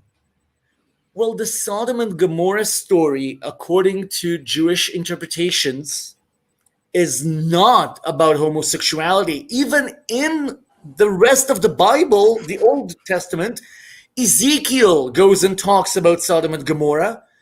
And he says that pride and envy were their sins, not being gay. Nowhere is being homosexuals the main thing. What Jewish interpreters tell us is that Sodom had horrible antisocial laws, that they would abuse the poor people of their own city, and also they would not allow guests. Now think, they don't let guests in. They are horrible to guests. There are these legendary laws of Sodom that appear in Jewish literature, not in the actual Old Tanakh, but like in the Agadah, the legends, sort of. And these laws include things like what we call the Sodom bed, and you call the rack. So like if you were a guest in Sodom, they would put you in a special bed that would stretch you. And we call it the bed of Sodom. So basically it's a rack. And everyone who came to Sodom was treated to a rack. And stuff like that. They would give you, if you were poor, they would give you money that had the person's initials on it. No one in Sodom would respect your money. You couldn't pay for anything with it. And when you finally died of starvation, they came and took back their money because it had their initials on it. These are like Jewish folklore stories about Sodom. And what it goes to stress is that, yes, they say that Sodom also got things of the body wrong, which means that, yes, they did have all kinds of homosexuality and incest going on, and we understand God does not like that. But that is a side issue. The main issue was that they were very, very immoral. And think about the main character of that time, the hero, the protagonist is Abraham. And Abraham lets guests in. We are told about how hospitable Abraham is, and Sodom is inhospitable. It is the exact opposite, the exact negation of all that is Jewish. And that is why Sodom needs to be destroyed. And saying it's all about butt fucking is plain wrong. Butt fucking is completely tangential. Okay? They're also going by the same logic as Paul, saying that if you are immoral, you will end up being immoral in the flesh, because that's how they thought of it. But that is not the reason. And if you look at sodomy laws do not necessarily only include anal intercourse. In Israel, until today, if you say sodomy, you are talking about any kind of anal intercourse, not just homosexuals. The word sodomite, we don't have the equivalent word in Hebrew. We don't call gays stomaim. And sodomites was not used by Christianity until somewhere like in the 3rd century. So there's no biblical support for saying that Sodom was destroyed because they were gay. And when they do refer to that exact point in the story, one of the interpreters says that God needed an excuse. He needed them to threaten the angels, and then he could go on with okay, I have you now. I've caught you red-handed, being mean to guests, because he heard all of the poor people yelling, but he had to get real strong evidence. And the way the people of Sodom behaved towards the angels was that's it, I have you now, and now I can destroy you. But claiming that this entire story somehow revolves about people being gay is not supported by any Jewish interpretation. And it is not even supported, like I said, people can find it by themselves, but I think maybe I have it written somewhere, where in Ezekiel he even talks about it and says that their sin is like pride. No, I think I don't have that in front of me right now. But again, homosexuality is basically tangential to that story. And even in the United States, where you had sodomy laws, sodomy was homosexuality, but it was also incest, and it was also bestiality, also counted as sodomy. So even if you want sodomy as a behavior to address homosexuals, it addresses way more than that. Yeah. So again, the fundies miss the point. Yeah, misses the point completely in order to tell a narrative. See, God hates gays. Yep. He even went and completely obliterated 2 cities. And why? Because they were gay. That is false. That is simply false. Even if you only read the Tanakh, the Torah, the Genesis, without any interpretation, you see that Sodom was already condemned by God before the angels came. And even the part where he reads, the angels come in and say, we're going to destroy this city. They haven't been raped yet. The rape scene has not yet happened. Why are they warning Lot of the city's destruction? Because it's not about gays. So I hope this makes it clear that there is no scriptural support for saying that that whole story is a gay thing. It's, again, very tangential. That's all I can say about it. Yeah. He also goes and compares, by the way, homosexuality and pedophilia. And this is apparently because he found one study that shows that if you are gay, if you grew up gay, then you're more likely to become a pedophile. But what he's ignoring is even if there is such a study, and it says what he thinks it says, how many gays are pedophiles? It doesn't go into that. So, like, here, I'll throw some numbers. Maybe, just maybe, you have 1 million gay people, 100 pedophiles. Out of those 100, yes, 70 are gay and only 30 are straight. So you have 70 gay pedophiles. And yes, gays are more likely. That still answers those definitions, even by these conditions. So what are you saying here? And he wants it to say that gays are pedophiles, which of course is not supported by anything, and it's ugly. He wants the CDC. He brings up CDC data that shows that gays have more STDs. And this is amazing. He believes that gays can be converted into heterosexuals. That he believes in. But he does not for a moment think that if you went and got gay people to use protection, which unfortunately they don't do so much, and to not take drugs while having sex unprotected with strangers, that's a behavior that's much easier to change if you're actually looking to reduce STDs. But you're not. You're just looking to say, see, the STDs prove that being gay is somehow dangerous to you. That's what he wants it to say. And it's like, what? No. Being gay is not a health risk. Having unprotected sex with lots of strange partners while using drugs is a health risk, not being gay.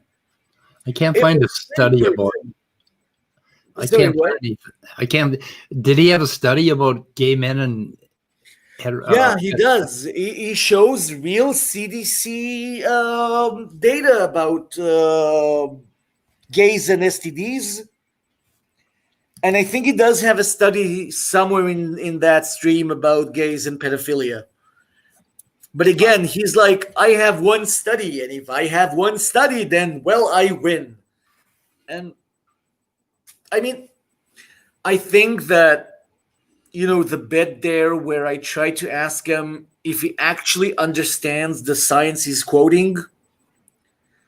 And I'm sorry, but if a person does not know the difference between explained variance and probability within a sample, and if someone doesn't know what twin studies are, I'm not going to talk about twin studies to that person. It's why? You don't understand what you're saying. And yeah, there was a pertinent comment back here that where the hell did I see it? Scott Duke said, haven't we amassed enough evidence to say you are wrong to any fundamentalist who says a study says? Well, actually, no, we haven't. Well, I wish we had, Scott. I think I have. Basically, I was listening to Standing for Truth go on about created heterozygosity this morning, and it's amazing, but no matter what they read, they get it wrong. They have this uncanny ability they don't read the black part of the paper, they read the white part where they can put in their opinion and their belief. And they are just unbelievably wrong all of the time. Why is Leophilius writing like logic? Smokey Saint. Smokey Saint stopped in. Let's see if I can get rid of this fucker. Oh, look, Smokey Saint. Yeah, hey, I threw his ass out of this stream forever. Yeah. So he can go fuck himself. Stinky snake. God, his mind is like a fucking cesspool.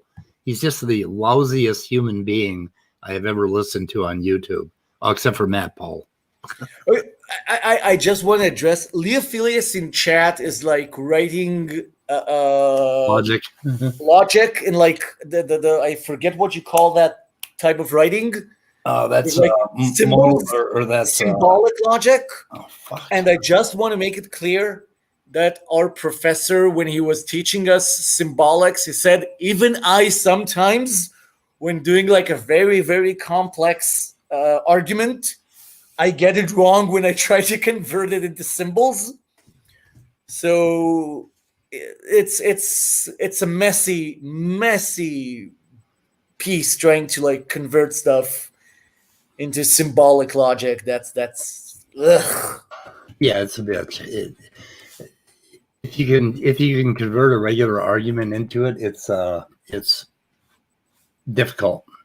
Yeah, it is. But you can also then analyze the argument and understand when you get to truth and when you get to falsehood. So I just want to take a moment and say that in math, percent stands for part of a whole. Yeah, because someone decided that probability is going to run from impossible on 0 to has definitely happened on 1, then probabilities go by fractions. Out of that 1, 0.3, 0.4. So we can represent probabilities with percentiles. That doesn't mean percentiles are probabilities. It's just a way of representing the part of 100. So if I know that something happens 1 out of 10 times, then it happens 10% of the time and has a 10% chance of happening. What we have in those studies is something completely different. They're telling us, look, not all humans are the same when it comes to sexuality. And there are many different ways of explaining why we are not the same. And one of the ways of explaining it is the genetics of the person has some part of is part of the reason why they are gay. And then you ask them, really? How big a part do they play? And they say, well, it's not that big a part. The part they play can be, if we do a pie and segment it, it would be around, the slice of genetics would be around 20%. So it's an explanatory factor. It does help us understand why people are gay, but is it the determinant factor? Apparently not, but it is there. It is part of the reason. And Yeah, then, if heritability, if genes had nothing to do with it, the heritability would not have been 30%. It would have been 0. I know. But Praise comes and says, if 20% of the reason you are gay, that portion of the explanation, that 1/5 of the explanation is genetic, then there is a 20% chance of a baby being born gay, because percentiles are probabilities. And this is where I say we should not be debating science with someone who does that, because there's no talking science to that person. We just have to go and say, I'm sorry, but I cannot debate science with you. If he doesn't know what a twin study is, I am not debating twin studies with him. Because if he wants to just pull up the conclusions and say, haha, no. Because in order to discuss the conclusions and the results and the method, we have to actually both know exactly what was done from top to bottom. You don't get to come in at the end of the movie and say, "Oh, he was the bad guy," and then make up the plot, the parts of the plot that you never watched. Yes, he's the bad guy. That's the end of the movie. But if you haven't watched the entire movie, you know shit. Yeah. And if we try to argue if the movie did or did not give us clues that this would be the answer, you cannot be part of the debate because you only watch the ending. So, twin studies, just so that we see how simple this is to explain and why I was harping on this. Basically, twin studies can be done in various ways, but the basic idea is very simple. If you take identical twins, they have identical genetics. So if they are always identical for some trait, you go and say, "Oh, they're identical for their trait, and they have identical genetics." There you go. But then someone comes and says, "Wait a minute. They also have an identical environment. They have the same womb. They were exposed to the same food. They grew up in the same house with the same parenting, but also with the same air. Everything was the same. They played with the same toys. Maybe if there was lead in the toys, they were both exposed to lead."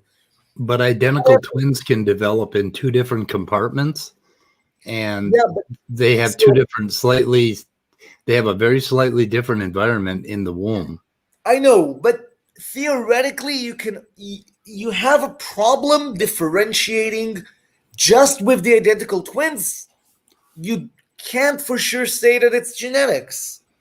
So we came up with a way of going for sure, which is we are either lucky enough to find a pairs of identical twins that grew up separately, and then they have different environments, although they still had similar womb environments, but they grew up differently. If they are still identical or very, very similar for a certain trait, that is a strong hint that it's genetic. If they are different, then that is a very, very strong hint that it's not genetic. Yeah. Another test that we do is we compare them to fraternal twins, and we compare them to just ordinary siblings. If they are identical, always identical with some trait, but fraternal twins are randomly identical for that trait, it's genetic and not environment. Because the same genetics always produces the same trait, but similar genetics with the same environment do not give us always identity for that trait. And this becomes just a tad bit more complicated when you realize it's not a binary. It's not an either they're always identical or always not. So without reading Collins, just by knowing the methodology, here's basically what the Collins study are saying. They're saying, if we test in one of these methodological schemes, identical twins, we see that they are identical for sexual orientation, something like, I think it was 20% of the time, whereas fraternal twins and just siblings are identical something like 2% of the time. Yeah. So obviously, the identical genetics makes it way more likely to be identical for sexual orientation. On the other hand, it is only 20% and not 100 and not a 90, not even a 70, not even a 50. It's only 20%. And that tells us that although genetics plays a very strong part here, and the chances shoot up 10 times for them to be either both straight or both gay, as compared to other siblings, they don't go to 100. So environmental factors are definitely involved. And again, environmental can mean anything. Environmental factors are definitely involved. And apparently, they're the part of the explanation, the explained variance by the explanatory power of the environment is apparently greater. That does not necessarily mean no one is born gay, because environment includes the womb. You might be born gay. It does not necessarily mean your mother did it, which is what psychoanalytics likes to say, or used to like to before we matured a bit. We don't exactly know. But yes, probably people are born gay. And perhaps certain things that happen to you during your life can change that in various ways. It's not simple, it's not clear-cut. But Collins tells us, according to twin studies, which I hope I've explained what those are, we see that we can definitely, our ability to predict your orientation, if we know your identical twins' orientation, is way better than if we know your brothers, just any brothers' sexual orientation. Yeah, Colin says that it's influenced but not hardwired by DNA, which is pretty much something you can say about a ton of traits. Exactly. Influenced but Is not height hardwired. determined by genetics? Is it hardwired? Well, no. Yeah. Anyway, I'm burning out. Okay, and yeah, my boyfriend went out for a walk, and he'll be back, and we also need to spend time together. I'll end my part by saying that today is what the day that Jews call Yom Kippur, or the Day of Atonement, or Day of Forgiveness. And according to Judaism, you can ask God for forgiveness only for transgressions done against God. And you can also ask God to let you out of promises that you cannot possibly keep. But if you have offended a human being, apologizing to God doesn't help. You have, by Yom Kippur, to find that human being and apologize to him. And he has to forgive you. Otherwise, God may not write you in the book of the living for the next year. Huh. So, and no amount of fasting or praying can change that. You have to actually apologize to the person. And I have to say that Praise did try to apologize for some of the horrible stuff he said. Yep. At backstage, when it was not recorded, he was really cool. Yeah. About some of the stuff, and he did take back some of it, and that's I do appreciate that. And if I've hurt his feelings, I do apologize for that. I didn't mean to. That was not the issue. So to everyone, we say Gmar Chatima Tova, which sort of means may you be signed in the book of the living. So Gmar Chatima Tova, everyone. Cool. And I just want to say that overall, over and over again, having a fundamental belief gets in the way of reading a scientific paper. For instance, you cannot read a scientific paper with a prior belief of any kind that includes any kind of worldview. I mean, you simply cannot see truth if you've already decided what truth is, if you've already made a decision. And that is just so obvious in all of this creationism, evolutionism battle with fundies and creationists and young earth creationists, that is so obvious that they cannot read a paper and read the words that are on the paper. They read the white part that's in between, and they write in whatever the hell they wanted to write in the beginning. And that's the case with this Dr. Collins. What he said, he did not say what they said he said, not exactly, and they just take the headline, which looks good to them, and that's good enough, and then they'll talk about it.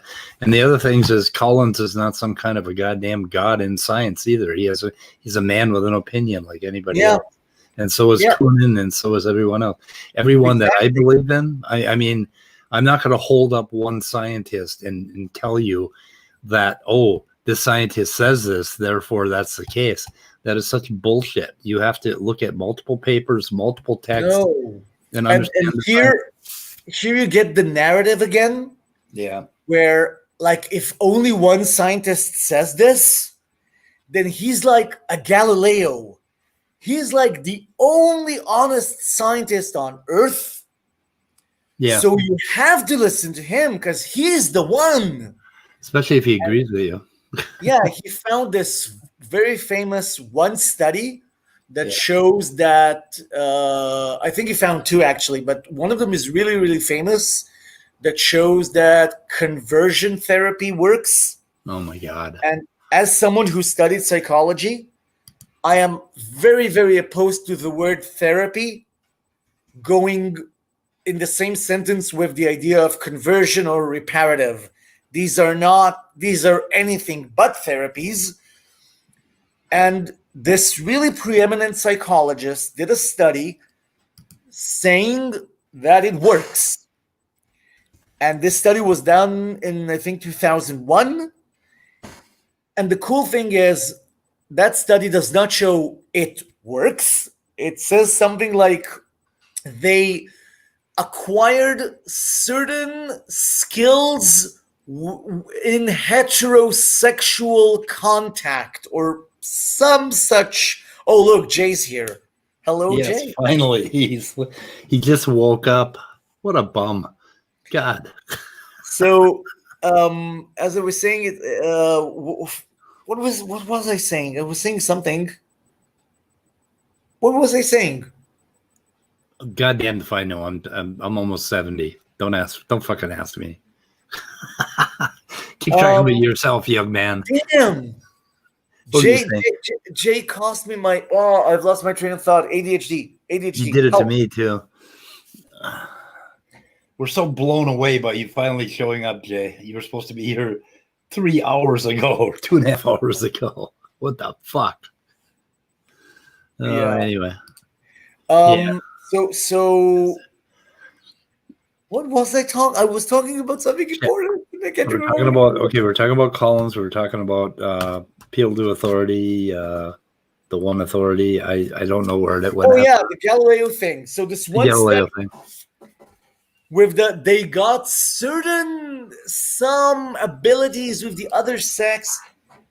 It was one study, and before he died, the guy who did it apologized for that study, saying it was a bad study. He wished he had never published it, and he truly apologized for it.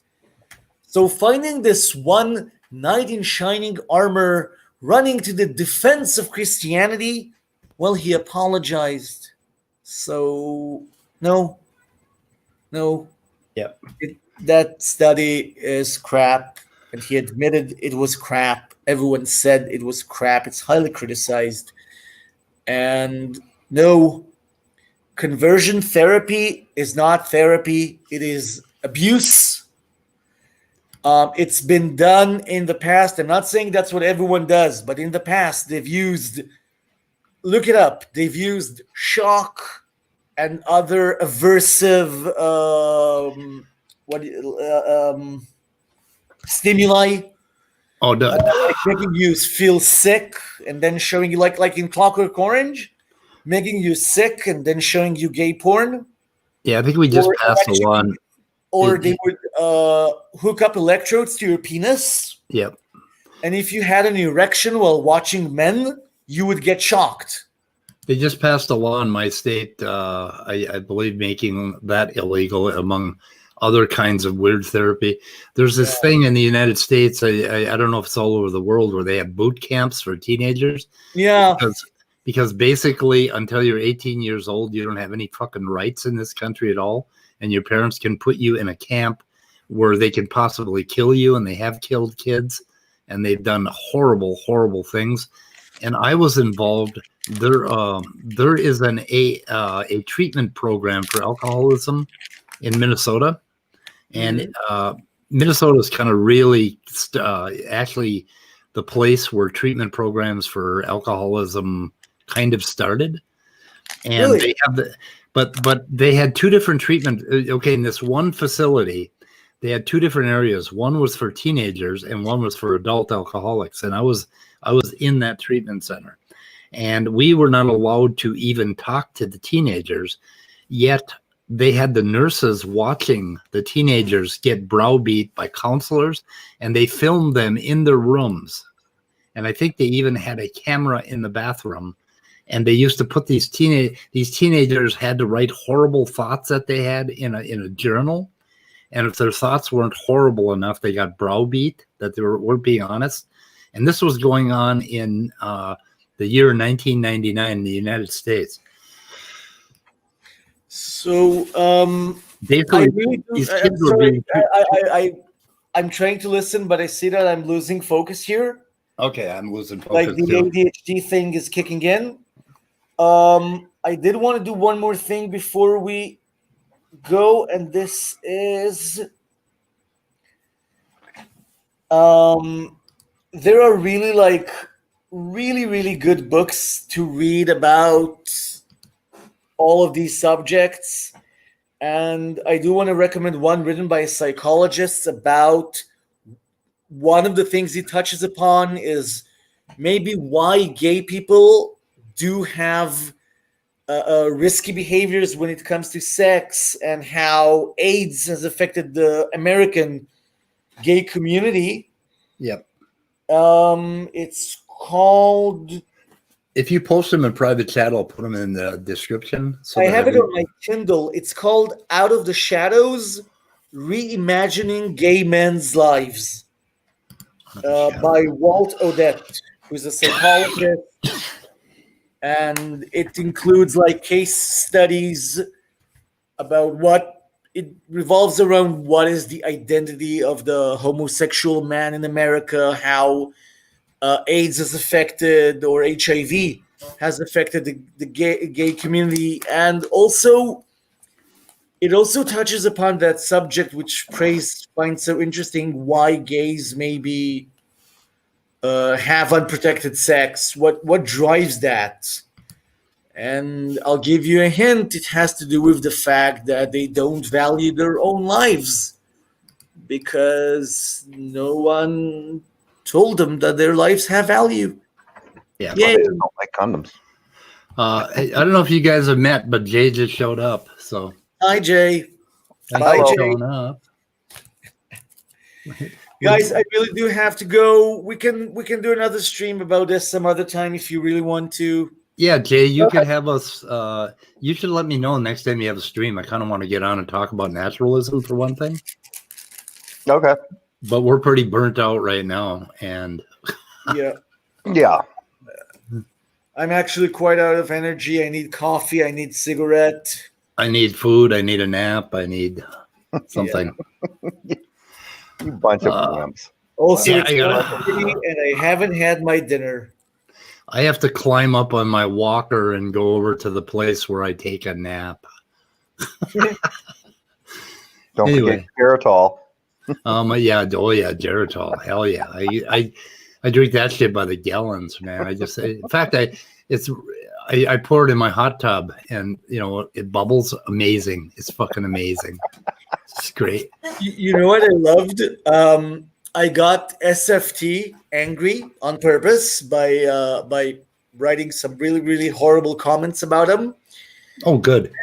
He said something about me living in my mommy's basement. Yeah. So instead of actually saying, "You do realize you're talking to a 40-year-old man," I replied with, "Mommy said that if you ever diss her basement again, she'll mess you up."